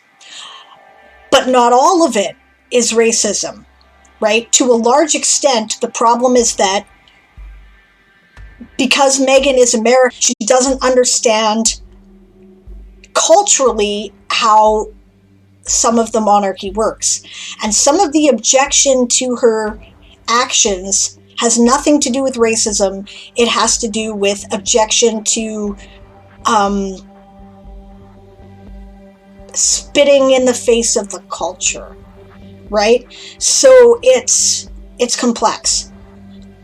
I totally understand their position. I wish they hadn't felt it was necessary. Right. So keep in mind that not everybody who is critiquing the Duchess is doing it because they're a racist. That's all. Yeah. I mean, it's worth noting since we're talking about monarchy. 102 words for Daz from for House Mellies. That's great.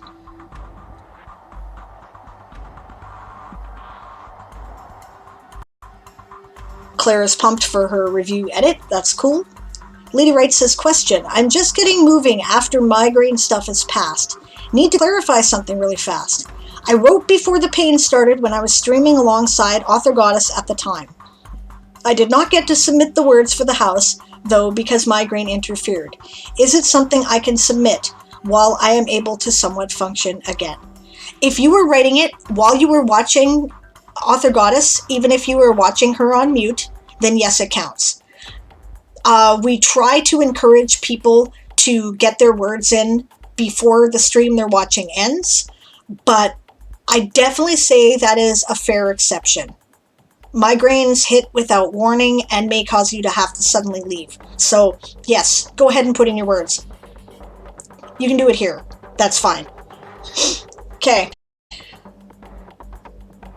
Sai says, honestly, I'm quite stressed. First week working since November. Yuck. Running out of time for my challenge article.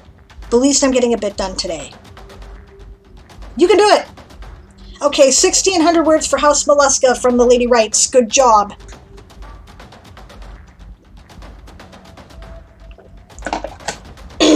Okay. The break isn't over yet, but since I'm basically caught up in the chat, I'm going to continue. Where I was here was while keeping the money largely inside the family. This branch also controls the trust funds set aside for future support to lead colonies. Makes sense? It's still lingering, but sharp pain is past. Gonna start writing again while I can. Good luck.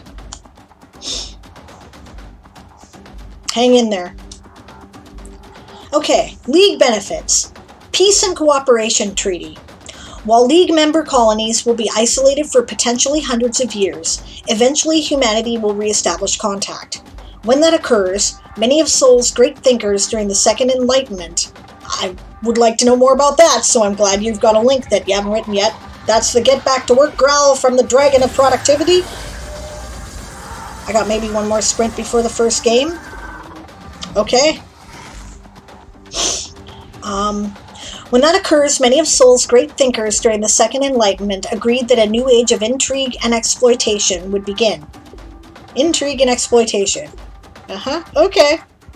Yep, makes sense. However, League member colonies would be knit, and yes, that will happen. That does make sense. Yeah, however, League members' colonies would be knit by a treaty of non-aggression and economic cooperation, theoretically providing stability in a time of uncertainty. Sensible?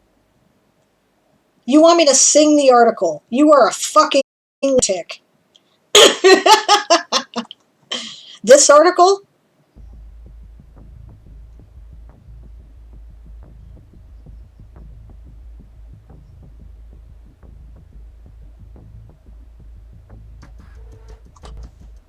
Oh god, okay. I'll give it a try.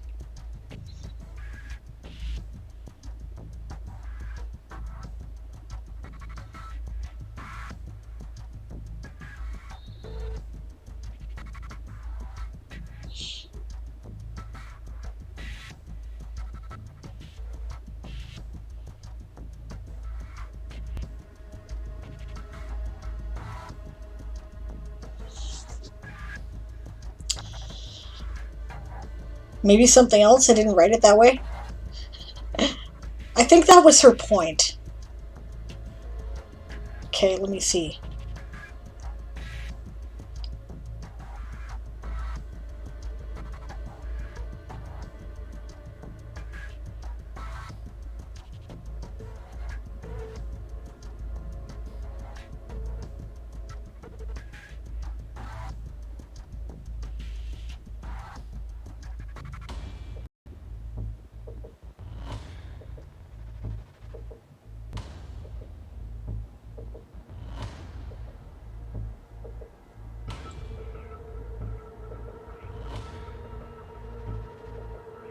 Wellerman? Okay, I gotta look up the lyrics to that, but sure. Okay. Discount colonial supplies. Let's see. This is going to be butchered. You deserve it. Okay. Preparing a colonial expedition could be expensive. Fortunately, League members had access to discounted prices from corporations owned by the solar branch of the League. This could shave off anywhere from 20 to 30% off the total cost. There.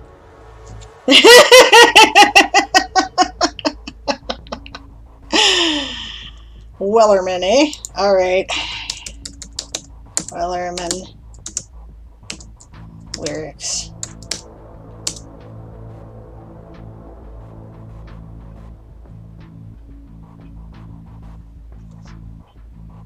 Okay, I gotta shut off my music here for a minute. That is the Battle of New Orleans. Is that, you know, we fired our guns and the British kept it coming. There wasn't as many as there was a while ago. We fought, you know, I was trying to find the song that could possibly fit the lengthy sentences in the Skansen. So, alright. Okay, Wellerman. I know the chorus.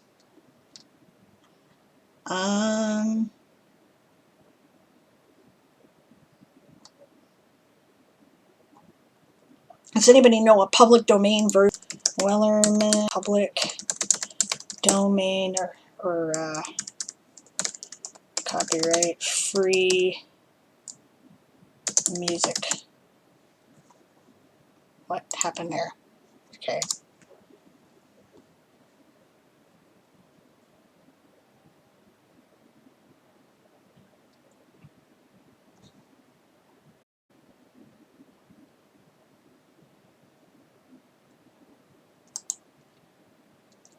This is royalty free, so I should be able to get away with playing it.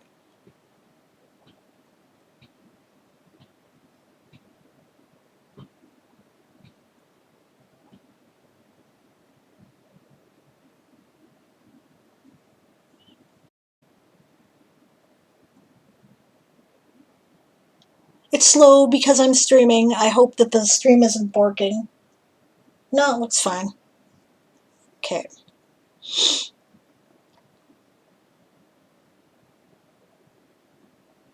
I'm just refreshing. There once was a ship that put to sea, and the name of the ship the Bully. The wind blew hard, her bow dipped down, oh blow, bully boys blow.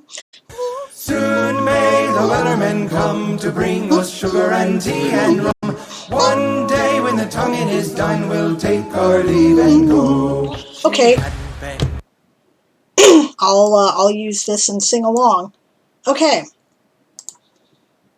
There once was a ship that put to sea, and the name of the ship was a Bully. The wind blew hard, her bow dipped down, oh blow me, I'll start over. boys blow. Okay, I didn't know where it was. Soon. Okay. There Once was a ship that put to sea, and the name of the ship was a Billy The winds blew hard, her bow dipped down, and blow me, boily boys low. Soon may the Wellermen come to bring us sugar and tea and rum.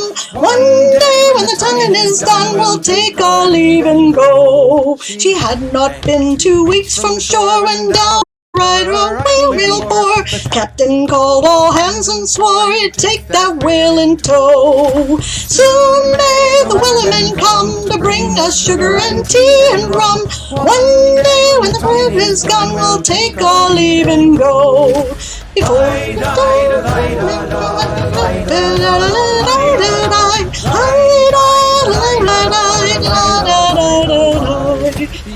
Before the boat had hit the water, the whale's tail came up and caught her. On to the side, harpooned and fought her when she dived down below. Soon may the Wellermen come to bring us sugar and tea and rum. One day when the tonguing is done, we'll take our leave and go. No line went slack, then tight once more. All boats were lost, there were only 4, and still that whale did go. Soon may the Wellermen come to bring us sugar and tea and rum. One day when the tonguing is done, we'll take our leave and go.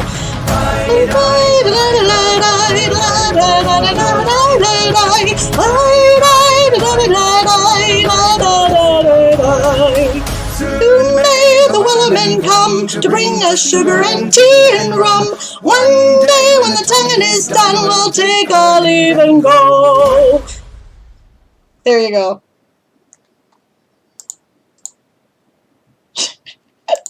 I like that song. I actually have been meaning to spend some time learning. I like sea shanties very much. All right. Uh-oh.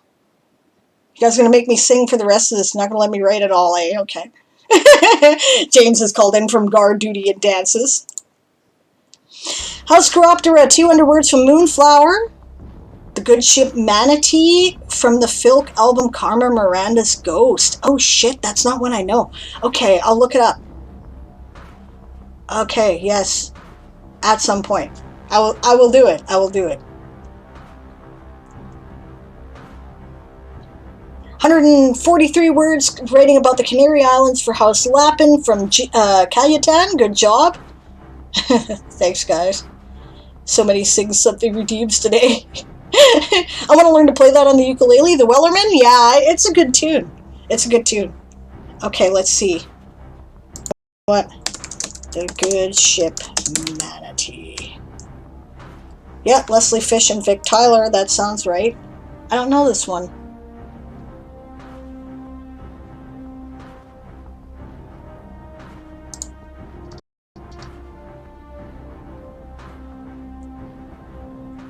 Okay, I'll get you this one on maybe tomorrow and maybe Sunday, okay?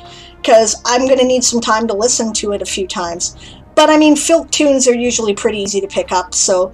And thanks for tipping me off, because I didn't know about this one. Filk music is hard to find, you know? I don't have this album. I've only ever heard, like, a few selections of it. Some of it from back when I was a Napster junkie, and a lot of it from YouTube, right? So... And, you know, a lot of these are out of print now. You can't get them, right? So, okay. We have a deal. I will do it. All right. So back to your article. Preparing a colonial expedition could be expensive. Or can be expensive, I would suggest you say, since this is present day, right? In your universe. Fortunately, League members had access to discounted prices from corporations owned by the solar branch of the League. This could shave off anywhere from 20 to 30%, or shave anywhere from 20 to 30% off the total cost of the expedition. Sensible. Wide-reaching recruitment tools. With billions of humans spread out across the Sol system, finding quality colonists was a daunting task for colonial expeditions. The solar branch of the League provided one of the farthest-reaching recruitment platforms from Earth to the farthest belt colony. This database was provided free of charge to League members. Sol-based trust funds. No one knows quite how technology will develop in the future, or what the needs of humanity's wrong humanities, Y''S, right, far-flung colonies will be. With that in mind, a portion of the application fee paid by each colonist was invested in League trust funds. Maybe is? Are they still doing it? Or was this something in the past, right? Like they're not doing it anymore? If they're still doing it, it should be is invested in League trust funds. This fund was meant to fund the transport of follow-up colonists and technology once contact was reestablished. Or is reestablished, maybe? I don't know. Okay. League requirements. Constitutional monarchy. We should all bear carefully in mind the constitutional safeguards inherent in the monarchy. While the Queen occupies the highest office of state, no one can take over the government. While she is head of the law, no politician can take over the courts. While she is ultimately in command of the armed forces, no would-be dictator can take over the army. The Queen's only power, in short, is to deny power to anyone else. Any attempt to tamper with the royal prerogative must be firmly resisted. Is this legit? Did you get this? Is this an actual quote? I'm really pleased to hear somebody else putting it the way I think of it. Yes, this is how I think of monarchy. the royalty's job, the monarch's job, is to hold the power that no one person should actually have and not have the political capital to use it. Right? D.G.O. Hughes, letter to the Daily Telegraph, 1st September 1998. All the quotes are real. That's fucking great. I'm really glad to know other people are thinking of it like I do. Yeah, that's how I think of it. That's the job of the monarchy. Right? That's the job of the monarch. I love it. Okay. The Yellowstone supervolcano kind of ruined all that. Oh yeah, I guess it would, wouldn't it? Okay, never mind. It's in the past. You're right. And you said that, and I just wasn't clear.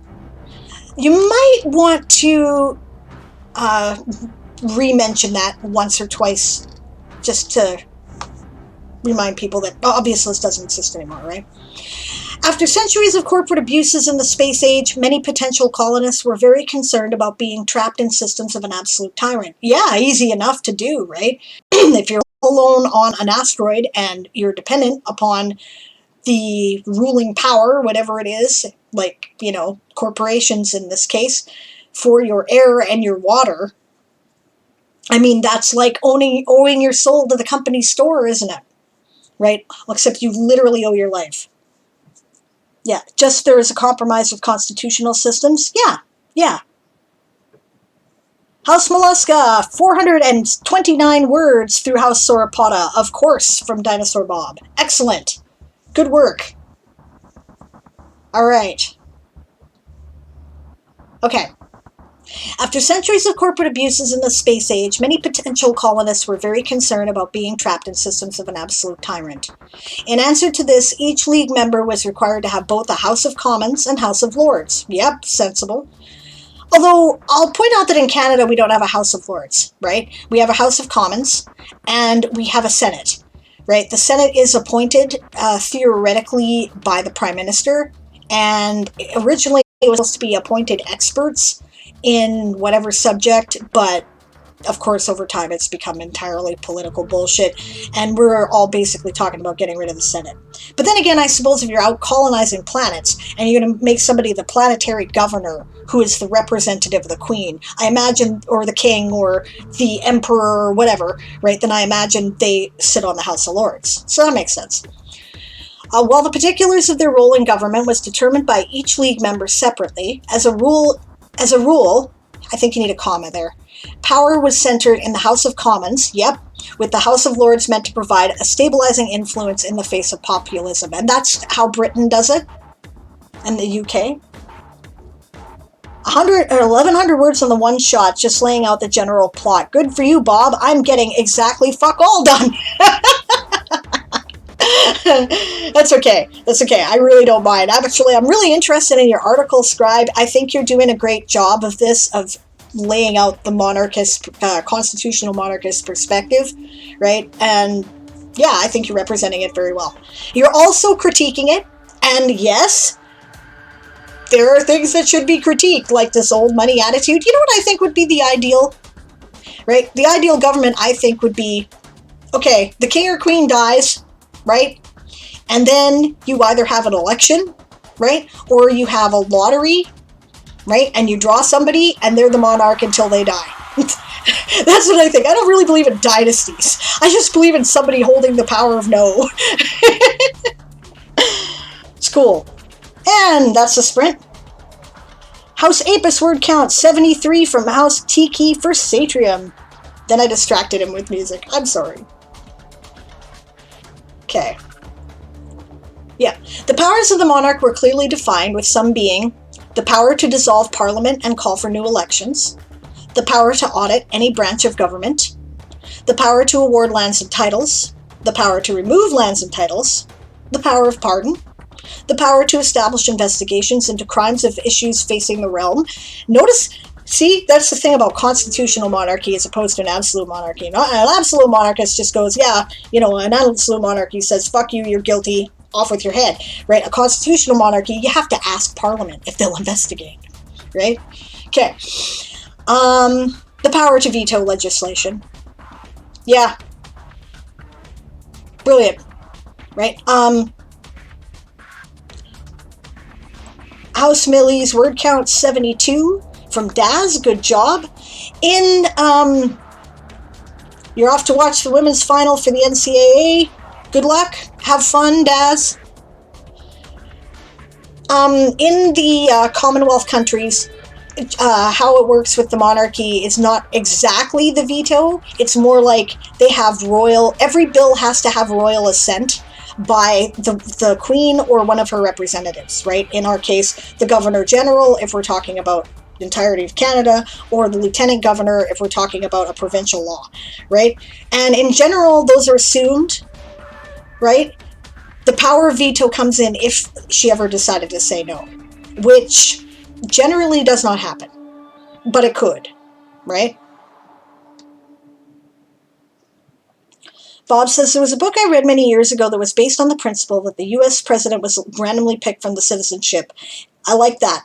Yep, and if you were picked, you couldn't say no. You were given a few months to essentially divest yourself of all financial holdings. You were guaranteed a nice pension after your term was up. Yeah, see, I think that would work just fine, right? Let's have a lottery. Let's draw it by our social insurance or our social security number, right? Bang, okay, this number of person is now the king, or whatever, and you serve your term, and then the government provides you with a very nice pension. And yes, you divest yourself of financial holdings, and then nobody has anything they can use on you, and you have no reason to give anybody favoritism, right? So, I think that would work great. Esong says, anyone want to help me come up with extended titles for the Bullywug King Brabot? Or Bobrot? May his swamp ever moisten us? Cool. Lord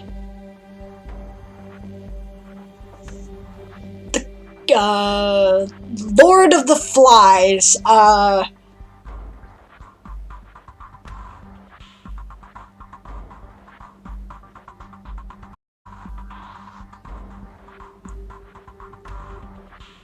for chat only. Okay, I'll shut up. Scribe Nakati says, these would be stronger monarchs than what we have today, but they wouldn't be full autocrats like some in the past. That makes sense. Okay. I'm just telling you how it works in Commonwealth countries. You've decided that it works differently in yours. That's cool. Okay. Peace and Cooperation Treaty. Although it only requires non-aggression pacts between League members, the treaty also includes optional frameworks for anti-piracy organizations and guides for standardized banking practices. At its heart, the treaty represents a commitment by League members to not conquer one another once contact has been reestablished. That's cool. The Second Enlightenment in my setting is a crazed experimentation in political systems during the beginning of the space colonizing age. The idea being people left with all sorts of crazy systems planned out. The book you mentioned reminds me of that. Yeah, I mean, that's been theorized in a lot of different science fiction works, right? And I don't see how we could do worse, right? Honestly, the way we currently do mass elections, it rewards sociopaths, right? Because sociopaths are very good at being charismatic, right?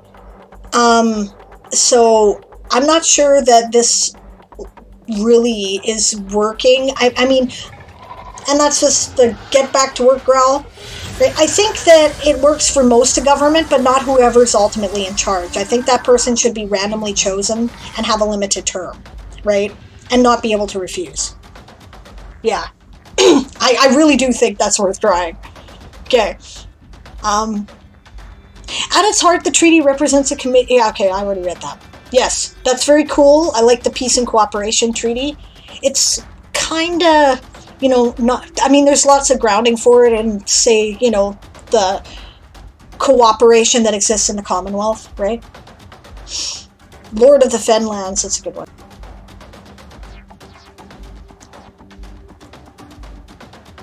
Standardization of noble ranks. While each league member is allowed to name its, and again, you've got the wrong it's there, you need no apostrophe in that one, its ranks of nobility how they please, they must stick within the 10-rank framework of the league. The standard ranks from highest to lowest are King, Archduke, Duke, Marquess, Earl, Count, Viscount, Baron, Knight, Esquire.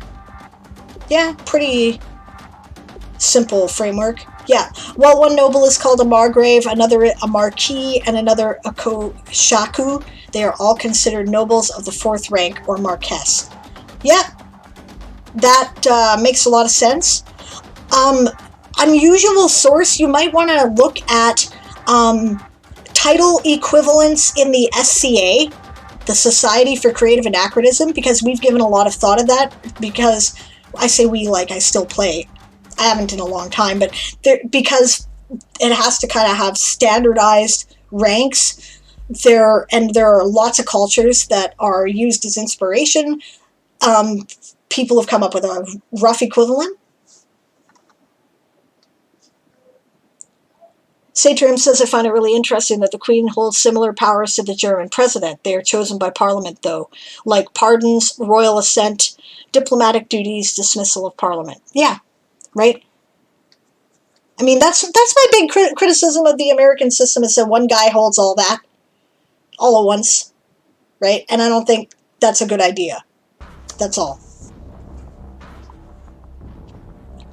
Right? Okay. Princes and princesses have no standardized ranks, with some league members making them the equivalent of an archduke, while others make require. I don't know what you're saying there. While others make require, obviously a typo. Royal children. I see. You used make and require. You didn't delete the make. You were replacing it with require, or the other way around. While others require royal children to start as squire and work their way up the ranks through various milestones. That makes sense too. No league member is allowed to adopt the rank of emperor or a king of kings. Okay. This is to prevent league members conquering each other after contact. That's clever. Okay, I totally see that.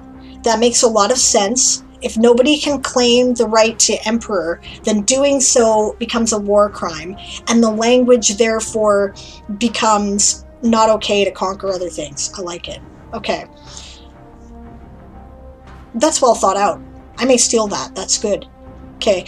This is to prevent league members conquering each other after contact. Non-English speaking league members established by dynasties with past or present emperors, such as the colonies established by the Yamato dynasty, were allowed to retain the word used in their native language for emperor, for example, Tenno in Japanese, but the definition was required to change to king instead of emperor. Yeah, keep your traditions, just follow the rules. I like it. I like it quite a lot. That is actually a really brilliant way to, yeah. I love the implications. I may steal this whole hawk, I'm just saying. Okay. Stellar Monarchist League Charter of Human Rights. I consider tolerance as one of the ruler's first duties. I have always tried to be tolerant and to respect and treat with consideration all kinds of religious beliefs. In this respect, the ruler must not permit any discrimination. During my long reign in Bulgaria, there was no persecution of those belonging to another faith, of Mohammedans or Jews. Had there been any, I would have punished those responsible with the greatest severity. You don't attribute this quote, which is the only one you haven't attributed. I don't know if that's because... Oh, you chopped off part of the quote accidentally. Okay. Alright, see you, Bob. Thanks for writing with us. Good work today. And thanks for an interesting philosophical debate. I always enjoy those. Based heavily on the UN's Universal Declaration of Human Rights, the League's charter included many of the ideas advocated for during the Second Enlightenment. These included air, water, housing to be provided by the liege lord, healthcare. Love it. I want to live in your world. Okay. Abandoning claims to earthly titles. Refreshing restores the end of the quote. Okay, I'll do that then.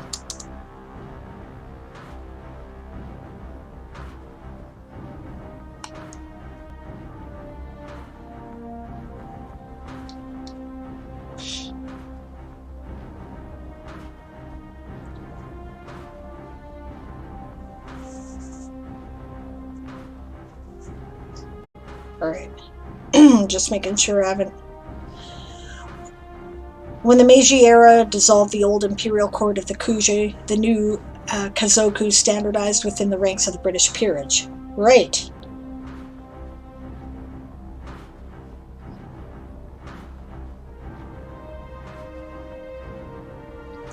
There's a great TED Talk that shows the lineage of our space industries from the earliest sci-fi. The Second Enlightenment is further building on all the literature built up over the centuries. Yeah, it's sensible. Cool. Okay. Abandoning claims to earthly titles. Upon leaving the Sol system, monarchs in charge of League colonial expeditions established a new house, thereby abandoning all claims to their dynasty's historic titles and lands. This was meant to prevent League members... I see where my confusion comes in, right? Here is a present tense sentence. Upon leaving the Sol system, monarchs in charge of League colonial expeditions establish a new house, thereby abandoning all claims to their dynasty's historic titles and lands. It should be established, right, if it's past tense, right? This was meant to prevent League members returning to Earth in the future, using their dynasty's history as legal authority to conquer. Yep, that makes sense to me. Appeal to colonists. Legacy. For many, space colonization was a chance to regain a sense of national, cultural, and ethnic pride they felt had been lost through centuries of globalization. And thank you for bringing up another point of criticism with monarchy, right? Monarchies can lead to, well, racism, right? Because people develop a sense of ethnic identity, and then that can be weaponized, right? And I don't know, right? Like, some of them already have very strong senses of ethnic identity, and this tends to lead to colonialist behavior, right? On the other hand, you know, national, cultural, not as much. But, I mean, the thing to keep in mind is we think of, you know, white people, right? We think of white people as being this monolithic culture. And until, like, 100 years ago, the French and the English thought of themselves as entirely different races, right? And the English thought of themselves as being, you know, stalwart and stiff upper lip and kind of reserved and, you know, they never duck, right? And the French, by comparison, were seen as bellicose and emotional and aggressive, right?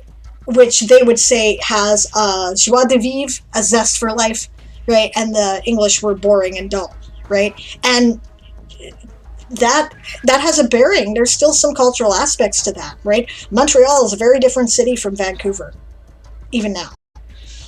Okay. Dynasties like the Austrian Habsburgs, the King House of Asin-Guyoro, I don't know how to pronounce this. I've never even heard of it. Sorry. Right? I apologize if I'm offending anybody. I'm really not trying to. I'm just fucking it up. Right? And the Tongan House of Tupu were able to strongly recruit from their related geographic regions on Earth. Sensible. Yeah. Okay, that makes sense too. Scribe says, I think the usefulness of that belief depends on the quality of the monarch. Amelie says, the English are a very strange people. Her being French, yes. You know, it's an interesting thing for me, Amelie, right? Being Canadian, right? My family, largely, the cultural influence was French-Canadian, right? My mother's family was all French-Canadian. But I'm an Anglo, right? And I was raised in Anglo culture. And honestly, when I go to French Canada, I feel like I'm coming home. You know? I feel like everybody around me here is, like, insane. They're all, like, so stuck up. And I'm, like, reserved. And I'm like, what's wrong with you? Have fun in your life. Okay. 1,174 words, light edits, one tiny change this chapter for House Mellies from Shy Red Fox. Good job.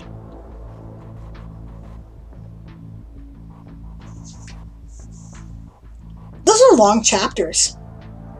That chapter's like 3,300 words, eh? Cool. The scribe says, at the same time, one quote I found was that the King of Belgium is the only true Belgian, everyone else being either Flemish or Walloon. The idea being that the monarch was above those ethnic divides. Oh, that's interesting. Okay, so the rest of the quote. During my long reign in Bulgaria, there was no persecution of those belonging to another faith, of Mohammedans or Jews. Had there been any, I would have punished those responsible with the greatest severity. Ferdinand I, King of the Bulgarians, abdicated 1918 in 1931. Okay, interesting. I don't believe Ferdinand has a reputation for being fair. Yeah, the House of Imperial China. Oh, okay. Apparently they still live. I think everyone is strange. That's a strange way to think. What's a strange way to think? No, I think the usefulness of that belief depends on the quality of the monarch, says Scribe. I missed your Millie's word count. I'm sorry, Walking Dead lover. I'll look. Ah, no, it's in there though. Oh wow, 2170. No wonder you didn't want me to miss it. Good job. That's amazing. Way to go. Okay. That everyone is strange. I was being snarky. True. Okay. Affordability. Heavily subsidized by the dynastic fortunes of League royals and discounted supplies through the League's solar branch, the price of passage for each colonist was substantially lower compared to other colonial expeditions. This lower barrier to entry made League expeditions popular among colonists who otherwise would never be able to afford it. Opportunity. Colonial expeditions require large amounts of money and technical skill. In return for paying additional money or by filling critical skill slots, individuals would be awarded with ranks of nobility and land grants in their future home in proportion to their contributions. Makes sense. All right, 112 words for House Lappin from Masades. Masades is on the board. Good job. I love this article. I will give you some extended commentary that I've been seeing over the stream as soon as I get the chance, which probably will be after the stream is done. And I may steal aspects of this, right? Because I've been thinking about the colonial empires in my own setting, right? And the thing is that some of the characters are looking to create reforms, and this looks like a good thing that they would do. I don't think they would develop democracy, but I think they could develop some of it with this. Mar goes back to lurking. Not necessarily, not from my point of view anyway. If you look at a culture from the outside, says Satrium, it will always seem strange. Depends. No, that's cool. I really like this quite a lot. This is great. Yes, it's a long article, but you've done a lot of good work here. All right, I think you've fairly presented the constitutional monarchist point of view, right? You've pointed out its merits as well as its flaws, and it does have flaws, right? And one of those flaws is aristocracy, right? So you have to... Aristocracy can also become more powerful than the monarch, so you kind of have to tax them out of existence, right, if you don't want them around, right? And that's going to be a problem for some of these future worlds because they're going to be pretty much independent, right? You're going to end up with places where, you know, you're going to have the French Revolution because people are going to have no choice, right? And you're also going to end up with places that are more like modern Commonwealth countries, right? And that's cool. And that's the sprint, gang. 148 words of writing from Cayetan. You're only normal to yourself, says James. Scratch says, thanks, I'm proud of it. I had to wade through so many trash monarchist YouTube videos. I bet. Because there are, see, that's the thing, right? The ethnic identity thing. There are a lot of people out there. There are a lot of racists who like monarchy because they're fucking racists. Okay? Everything, this is one of the areas in which monarchy is vulnerable, and you have to do things to prevent that if you want to build up, like, if you want it to be used for what I think it should be used for, right? And if we come up with a better system where the power of no is held by somebody, I'm all for it. But right now, I don't have one, so... James did 225 words of light edits for House Lappin, and that was his last sprint for the day. You have comported yourself very well for the House Lappin today, James. You have done us honor in the tourney, and I thank you.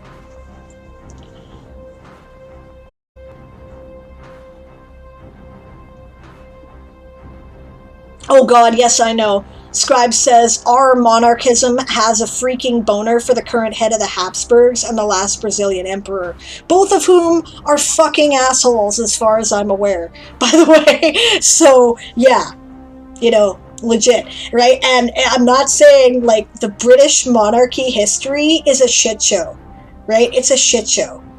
And certainly they're not above criticism now, right? I'm not saying that at all.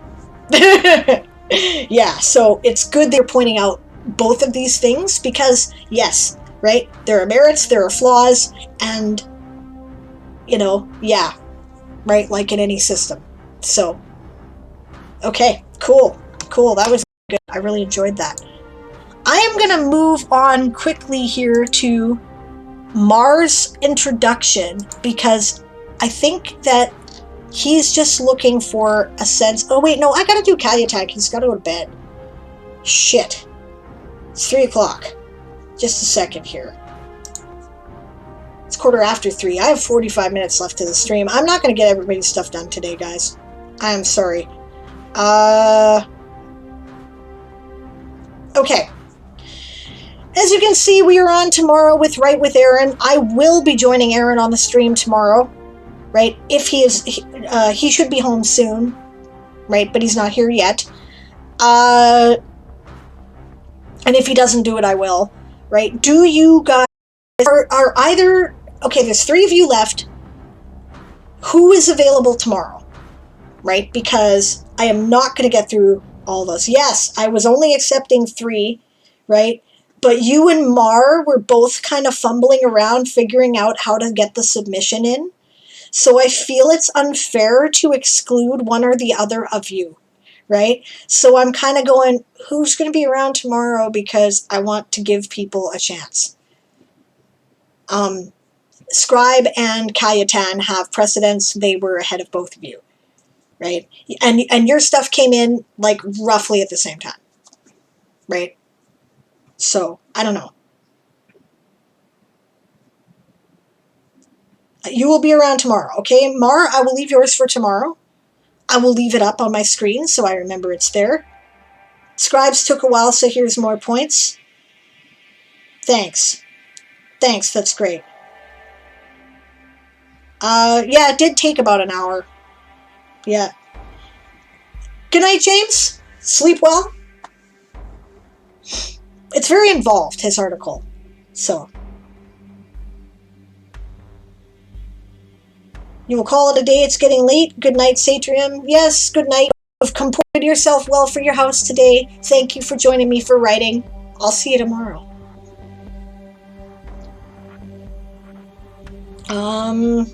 Calutan, are you even still here? Bye, Mar. Go have fun.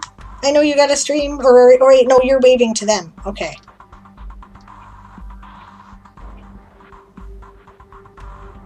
Okay. Ah, yes. You're starting your stream. This is this one, right? Yes, Camp Nano and the Carolverse. That's the get back to work. So, I will do yours first thing next time. Eli's getting nothing done right now. Might go take a walk and try to clear my head. Good idea. Sometimes you need a break. Masadi says, I cannot for the life of me find the link to the Anvilites page. Which one did the main page?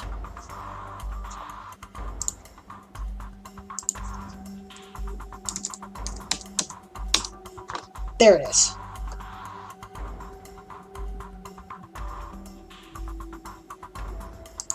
Okay. Calutan, are you still here?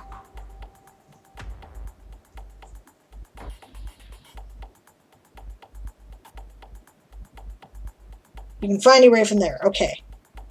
Were you looking for the Tourney of Tales page? You are still here. Okay. I can do you one better than Masadi's, if you're looking for that one. And if you're looking for the main Game of Tomes page, there's a link in the sidebar.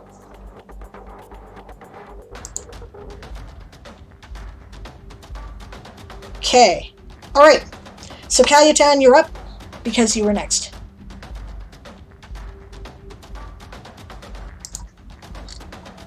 Did I just close this down? Please tell me I didn't. Oh, okay, good.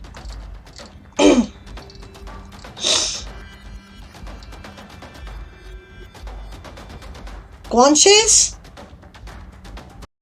Is that how this is spelled or pronounced? I don't know this word.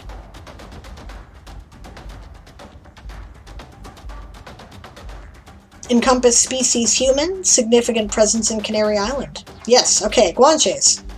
Guanches were, oh yeah, I should link the article here just a sec. If you want to follow along, here's the link.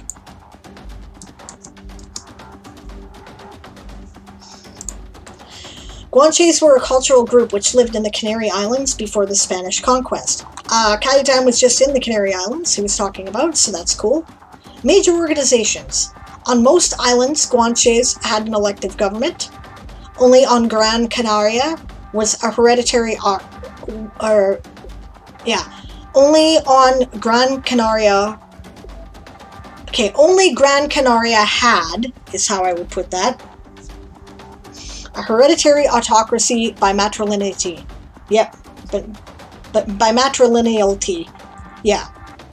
I would say, okay, I might say this. Gran Canaria was the only exception with a hereditary matrilineal autocracy. Okay. 250 words from Mollusca from Milady Writes. Good job. Oh, 249.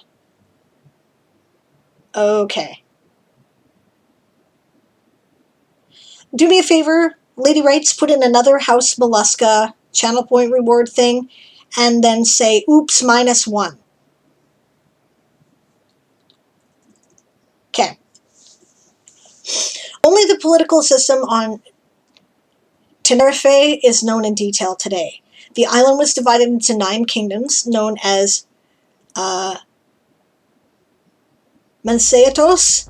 All land belonged to the appropriate king, or Mense, and was leased to their subjects. Thank you, that's helpful. We can keep track of that in the points there. Culture. Major language groups and dialects. Each island had its dialect of the Guanche language. After the Spanish conquest, the language became extinct. Additionally, on Gamera, El Hierro, Tenerife, and Gran Canaria, there was a whistle form of the language called Silbo. Delete was used, right? A whistle form of the language called Silbo. Later, some of the inhabitants adopted a Spanish version of Silbo. That's cool. I've heard about the whistle language. That's neat. Alternative solution, right? One more word. Culture and cultural heritage. Magic was a very important part of Guanche culture, but it was rare. They believed that it was caused long ago by a plague which killed nearly all magic users on the islands. All magic users in Guanche communities were treated with respect and had religious roles. Only a magic user could become a priest. The most important duty of the priest was to guard and upkeep the magical sources, which allowed lush vegetation to be present on the islands. Without them, many islands would change into a normal climate of this region, which is quite harsh. Religion. Guanches had a polytheistic religion, with each island having a separate supreme deity. There was Acaman in Tenerife,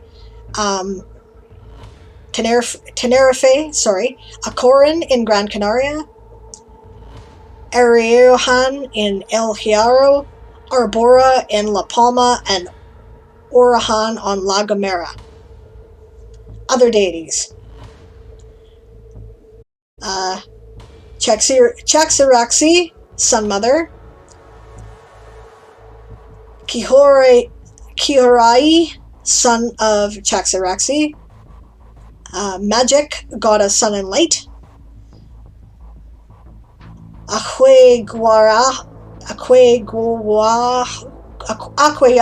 Guayo, god of the moon. Akuhukanak, rain god. I am fucking this up, and I hate you, by the way. No, I don't. Okay. Guayota, the main evil deity. Birth and baptismal rites. There were no ceremonies in the moment of birth or right after it. The first ceremony was held when the child reached 3 or 4 years. of age, its parents took it to the local priest for a ritual which checked if the child had magic. The priest simulated different emotions in the child to see, I would say, if there was, or if there was, rather than is, a magical reaction. It was repeated 6 times, one for each of the basic emotions. Please define what the basic emotions are, right? You can either list them or put a dash, list them, dash, right? Or a unnumbered list, one of the two, okay? Or until a magic reaction was seen, because I don't know what the basic emotions are, right? And that might be different in their culture, right? If the child had magic, it stayed with its parents until it was 10 years old. Then it moved into the custody of the priest and its education began. Coming of age rites. There were 2 types of the coming of age rites. Okay.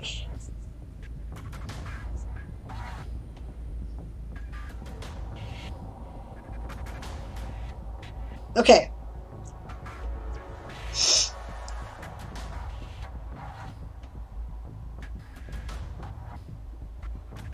I would delete the next sentence, which is a phrase and is not a complete sentence anyway. You don't need it at all. The one that says, in which a person took part depended on that if he was a magic user. Right? You're clarifying that by listing the 2 options in a different paragraphs. There were 2 types of the coming of age rites. Magic users, comma, after being discovered at a young age, comma, were taught by the village priest how to use magic and prepared for the job of a priest.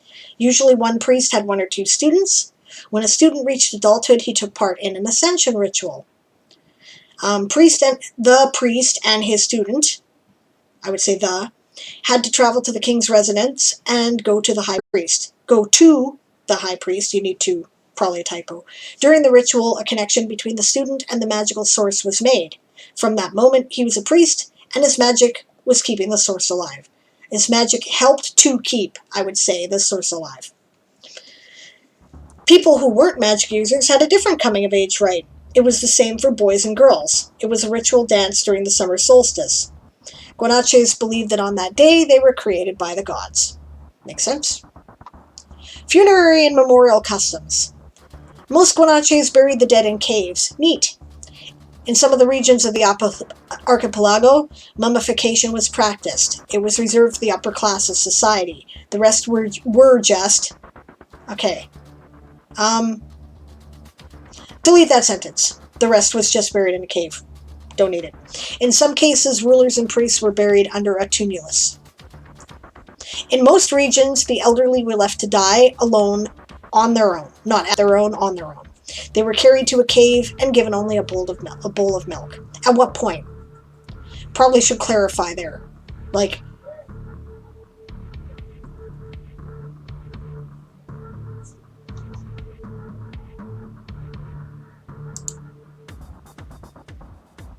sorry, just a second, gang. I hear a yell.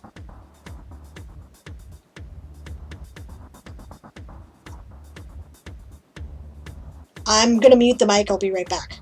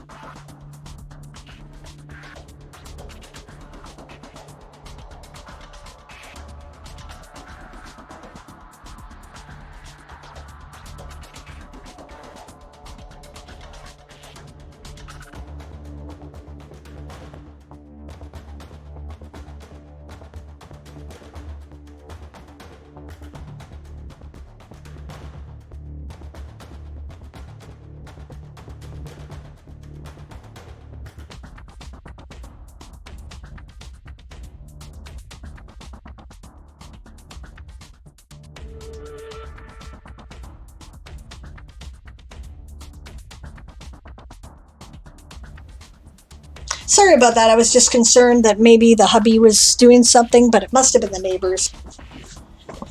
I'm expecting him home sometime today, and I'm not sure when. But by the way, when you come to the historical figures, there are tooltips. Okay. 323 words for House Lapin from Amelie. Good job. Okay. Common myths and legends. The most important legend of Guanche culture is a plague, I read that wrong, is a plague that broke out long ago, shortly after the ancestors' arrival on the islands. The plague killed almost all magic users. So few of them survived that being able to use magic was treated as a miracle. Historical figures. Not many historical figures come from the Guanches are known today. A few of them are Tenerife the Great, Bencomo, Teguise, and Daquil. King of Unified Tenerife. Yeah, it makes sense. King of Teoro on Tenerife at the time of Spanish invasion. Teguise, daughter of the last king of Lanzarote. Daquil, daughter of Bencomo. She's known as the Pocahontas of the Canary Islands. Okay. You know, it may be helpful, if these are real-life people, you might want to instead link Wikipedia articles so people could find out more information, right? But tooltips are good. Ideals, gender ideals. Women had almost the same rights as men. The only differences were that women couldn't be rulers or soldiers, I would say, not and soldiers. On most islands, on Gran Canaria, matrilinearity existed. Okay. If a woman was a magic user, the path of a priestess was open for her. For a man, it was expected to keep his family safe. He wasn't obliged to provide food for them because taking care of the fields and herds was a woman's job. If the man wasn't a soldier, he was a craftsman.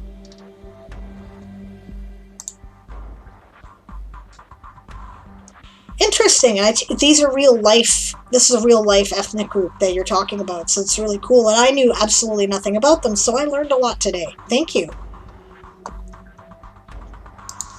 All right.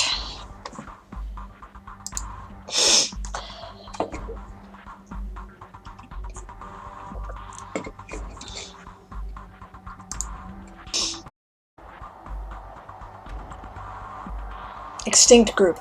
Okay. Well, that's too bad. Okay, I realized, guys, that it's 3:30, and I only have half an hour left to the stream, but I really need a break because I can't talk anymore. I need some coffee. So I'm going to go get some hot stuff on my throat, right? And I will read Claire's book when I get back. Do you want me to share the link in the chat here of your story so that people can follow along, or no? I took my own information and filled in the gaps and adapted to my world. I'm going to sleep by. Yes, I'm sure you are at this point, Cayutan. Good night. That's why I made sure to try to read it right away. Thank you for joining me today, and that's the sprint game. I'm going to put up the break timer now. I will see you in a minute. We will read Claire's story before we call it a close. We will do Mars first thing tomorrow. I'll be right back.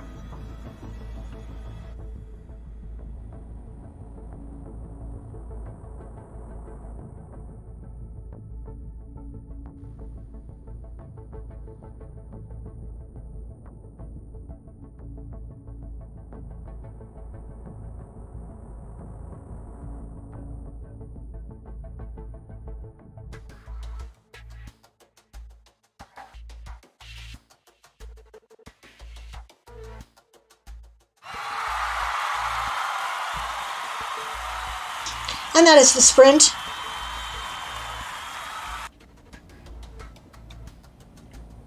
$1,813 words light editing for House Millies from the Fox. Excellent.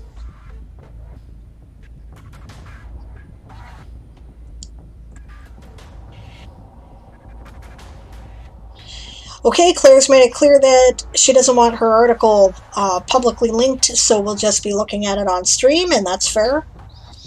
She says it's really nice to have a super understanding tattoo artist who understands mental health and the fact that sometimes I just can't show up on the date or get intimidated when things go too fast. I hear you there. And Extreme Sigh is on the board. 498 words, equivalent light editing, peculiar plants article for House Mollusca. Well, I'm disappointed that you chose the molluscans instead of the bunnies, but they will have a valuable player there. And it's cool. Any house you want is fine, which is why I linked them all. I'm just bugging. All right. E. Songbird put in 103 words for tiki mugs for House Apis. And has got to head out. Have a great rest of your day. Stream's ending in a few minutes anyway. When we're done, who shall we raid, gang? We have 3 different options, right? Mar is doing Camp Nano, but is not doing Game of Tomes, right? So we may want to go check him out. Coffee Quills is up. They are doing Game of Tomes, obviously, and writing. Kahuna is doing Kahuna Reads, but it is a collection stream for Game of Tomes, right? I'll put up a poll here in a minute. Sorry, Sable, they seem not to be represented, so I went with a dark horse. Oh, that's because you don't see them till the nighttime usually, right? They don't need your help. But that's okay. It's fine, right? If you'd asked me about a dark horse, I'd have recommended House Avis. The birds seem to have a lot less support this time. Now, granted, Chris might be able to carry it on their own, because they're like a super writer. I think that both Chris and Siobhan were finished their nano in 2 days last time. It might have been 3, right? Amazingly fast. Siobhan, then Chris, in that order. It was fucking amazing, right? But, whatever. You know, pick the house you like, right? For whatever reasons. Maybe you like what they stand for. Maybe you like who's in charge of them. Maybe it's a good time for you to write. Maybe, you know, you want to support the underdog. That's why House Tiki is supporting Apis, because I said they were the underdog, and they were at the beginning of this competition. They sure as fuck are now. Alright, 374 words from their bunnies for Masadi's. Excellent. Good job, guys. Another 234 bunny words from Emily. Excellent, guys. Excellent work, everybody. It's really, really cool to see.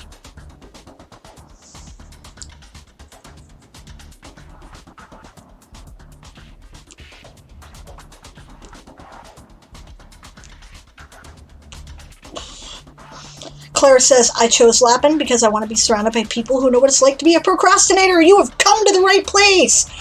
My best motivator is rank panic. I can switch. I aligned to like 5 or 6 categories aside. Legit. When the house leaders were first deciding which of the houses they were going to represent, like Danny made up all the banners and the you know, symbols for the houses and their slogans. And then I came up with the motto, like the descriptor of their traits, based on that information, right? And then we had a debate as to which ones we were going to pick, right? And I could have picked like 4 of them myself. So it's totally cool. But the bunnies have found a home for me, and I think it fits me best in retrospect. All right, Mar, have a good stream. Thank you very much for coming. Which reminds me, I said I was going to put up a poll, didn't I? Who shall we raid?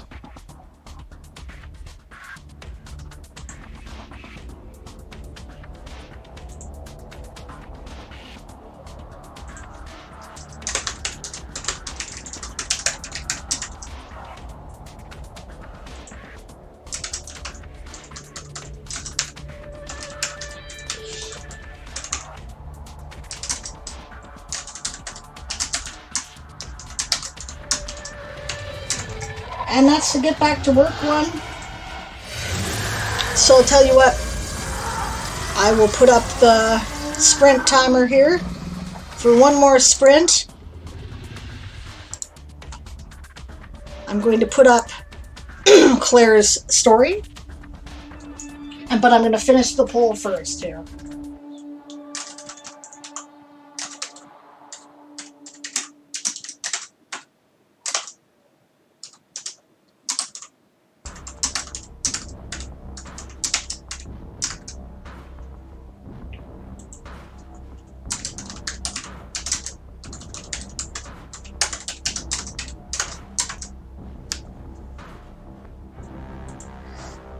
The poll will last 3 minutes.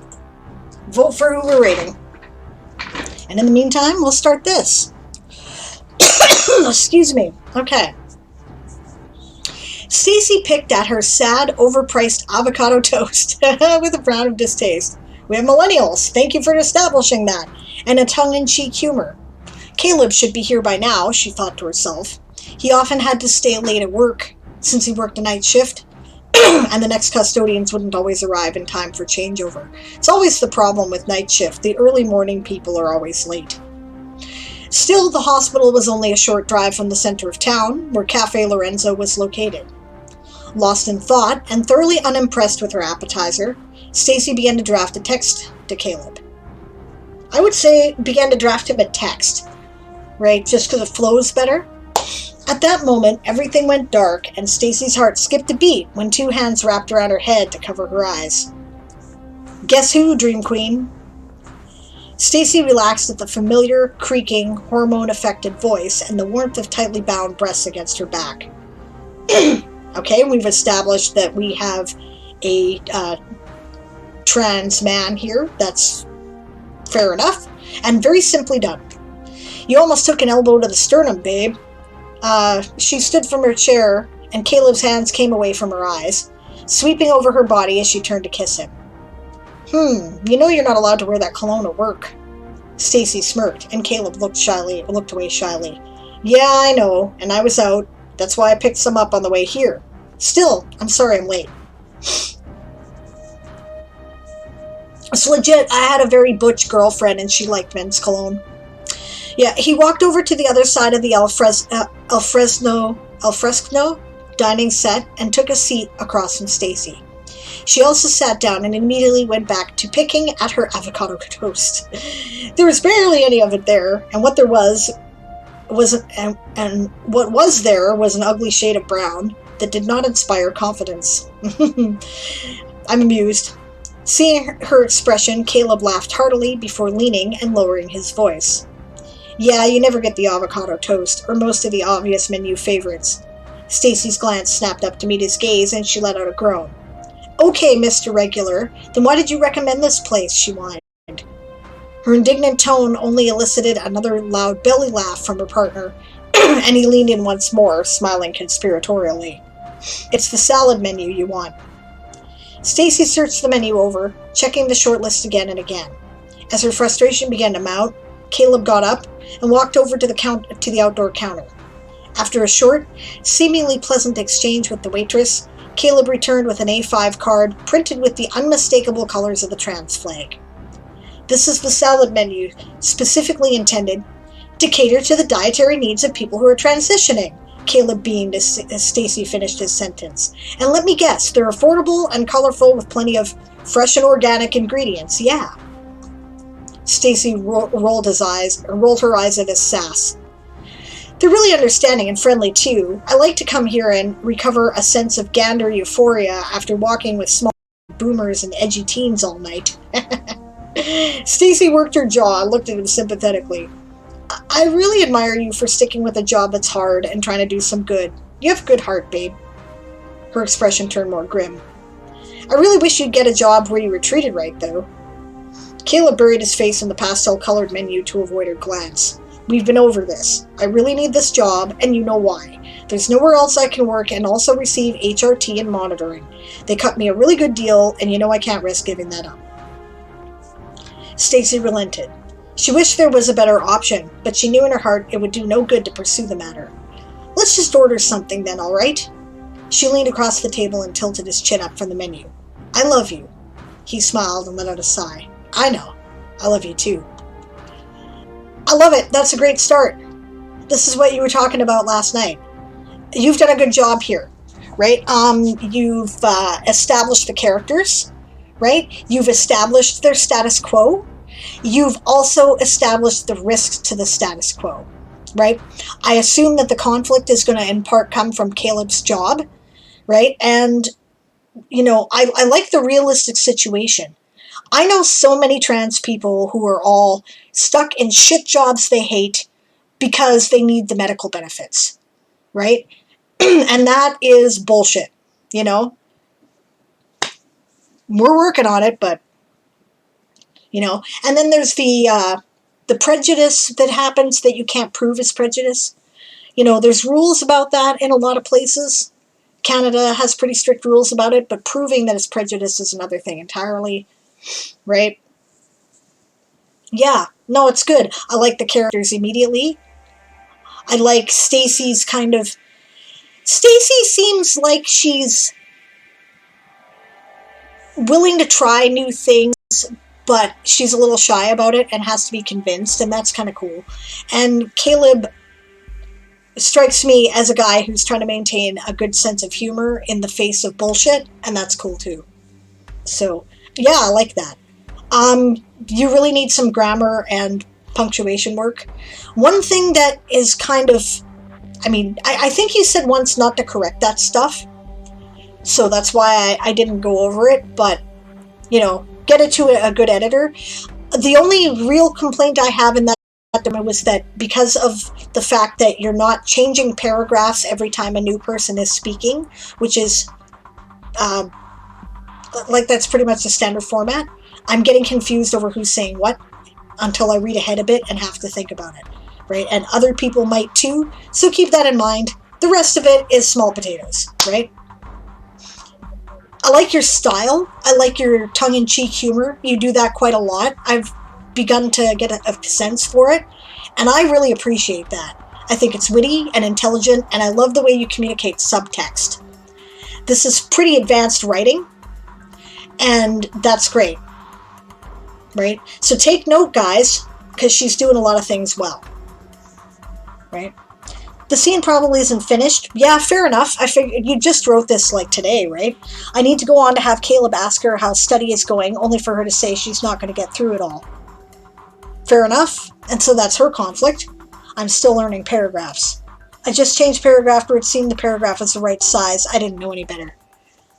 Okay. So, paragraphing. Let me help you with this. A paragraph changes when you're talking about a new idea or when a new person speaks, right? If you do that correctly with the back and forth between dialogue, sometimes you don't even need dialogue tags to say who's speaking because people can follow that's back and forth, right? The style is great though. So, okay, let me kind of go through it and tell you where I'd break it. Your first two paragraphs are perfect.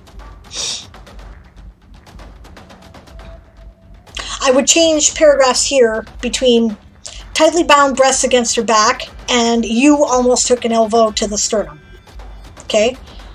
Stood from chair, Caleb's hands came away, she turned to kiss him.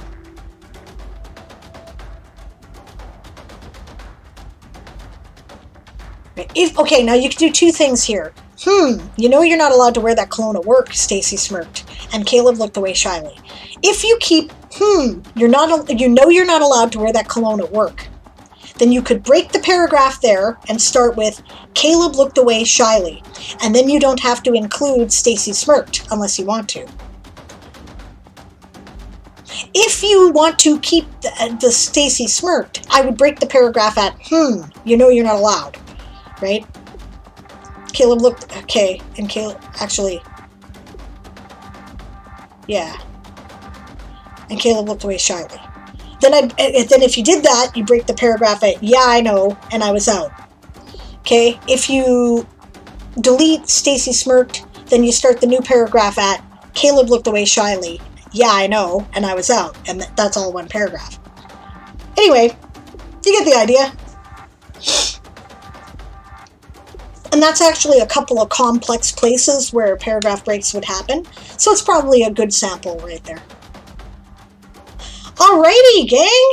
This has been excellent. I complain about not getting any writing done, but I'm just whining, and I'm not serious. I actually really enjoy going over people's articles as well, and their stories. So that is a lot of fun. Poll management, view poll results. We are rating coffee because only one of you cared to vote.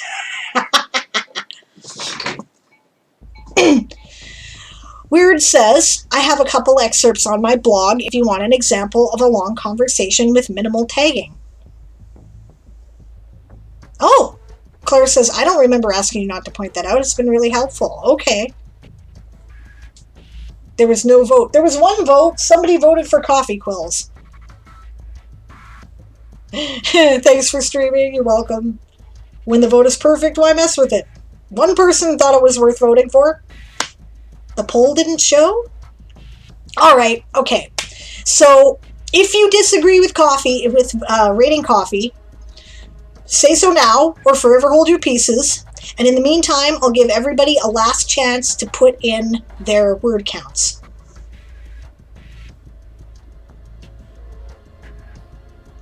I'm going to end this probably before the sprint timer runs out. You were going to vote coffee? Oh, there you go. So far I've got 2 votes for coffee and 0 for elsewhere. I will put other links in the chat, however. Okay, Mar is working on their Camp Nano, and they are also reading the first novel in their series, since they're writing on the second, which is called God Noise. I'm just going to double check and make sure I've got his address right. Yes, okay.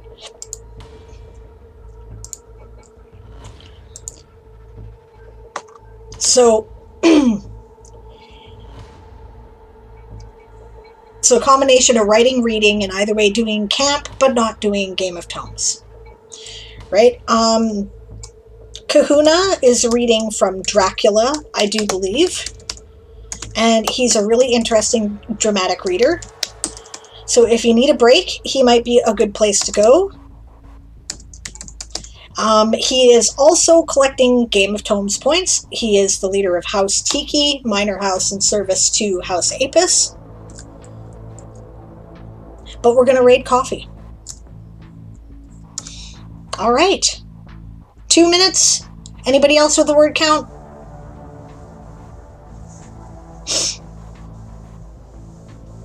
I guess since it's 2 minutes, I'll probably let the sprint timer run out.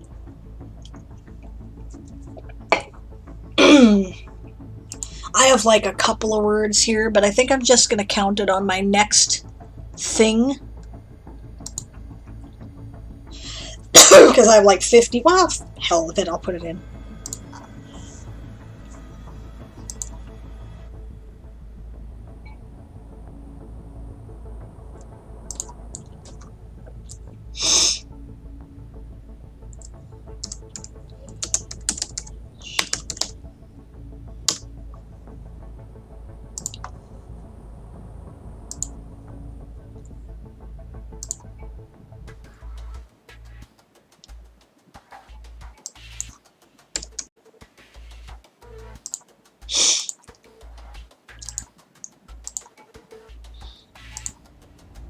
I'll say I started at 3:45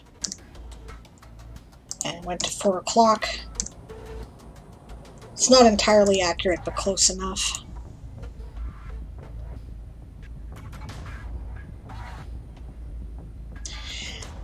Oh, hey, I have a badge.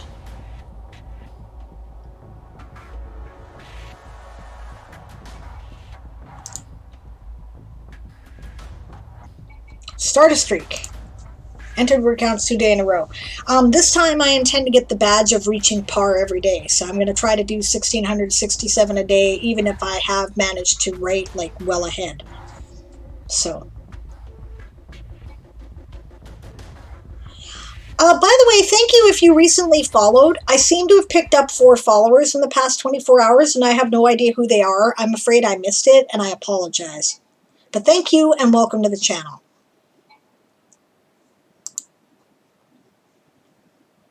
All right, 12 seconds. I'm going to load up the raid for coffee.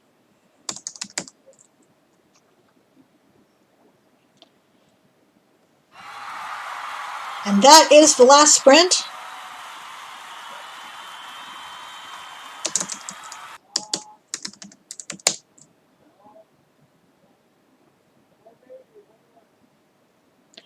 All right. Last chance for word counts, gang.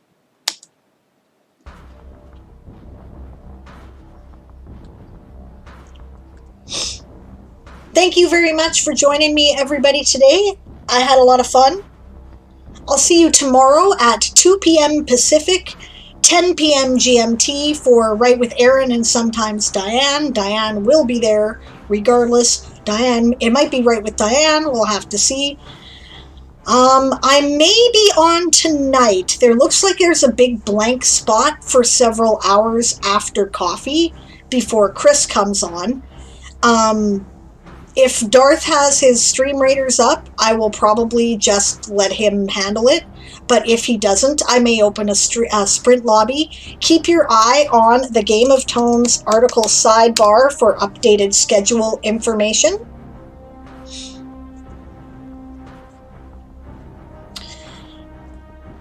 Yeah.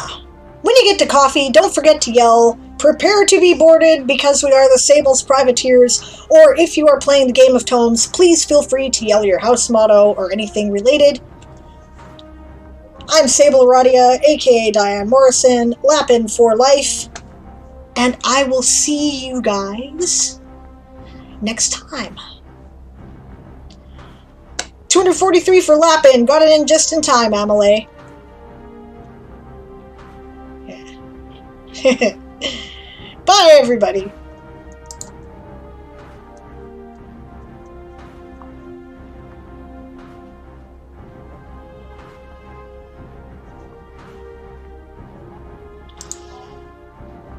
Nope.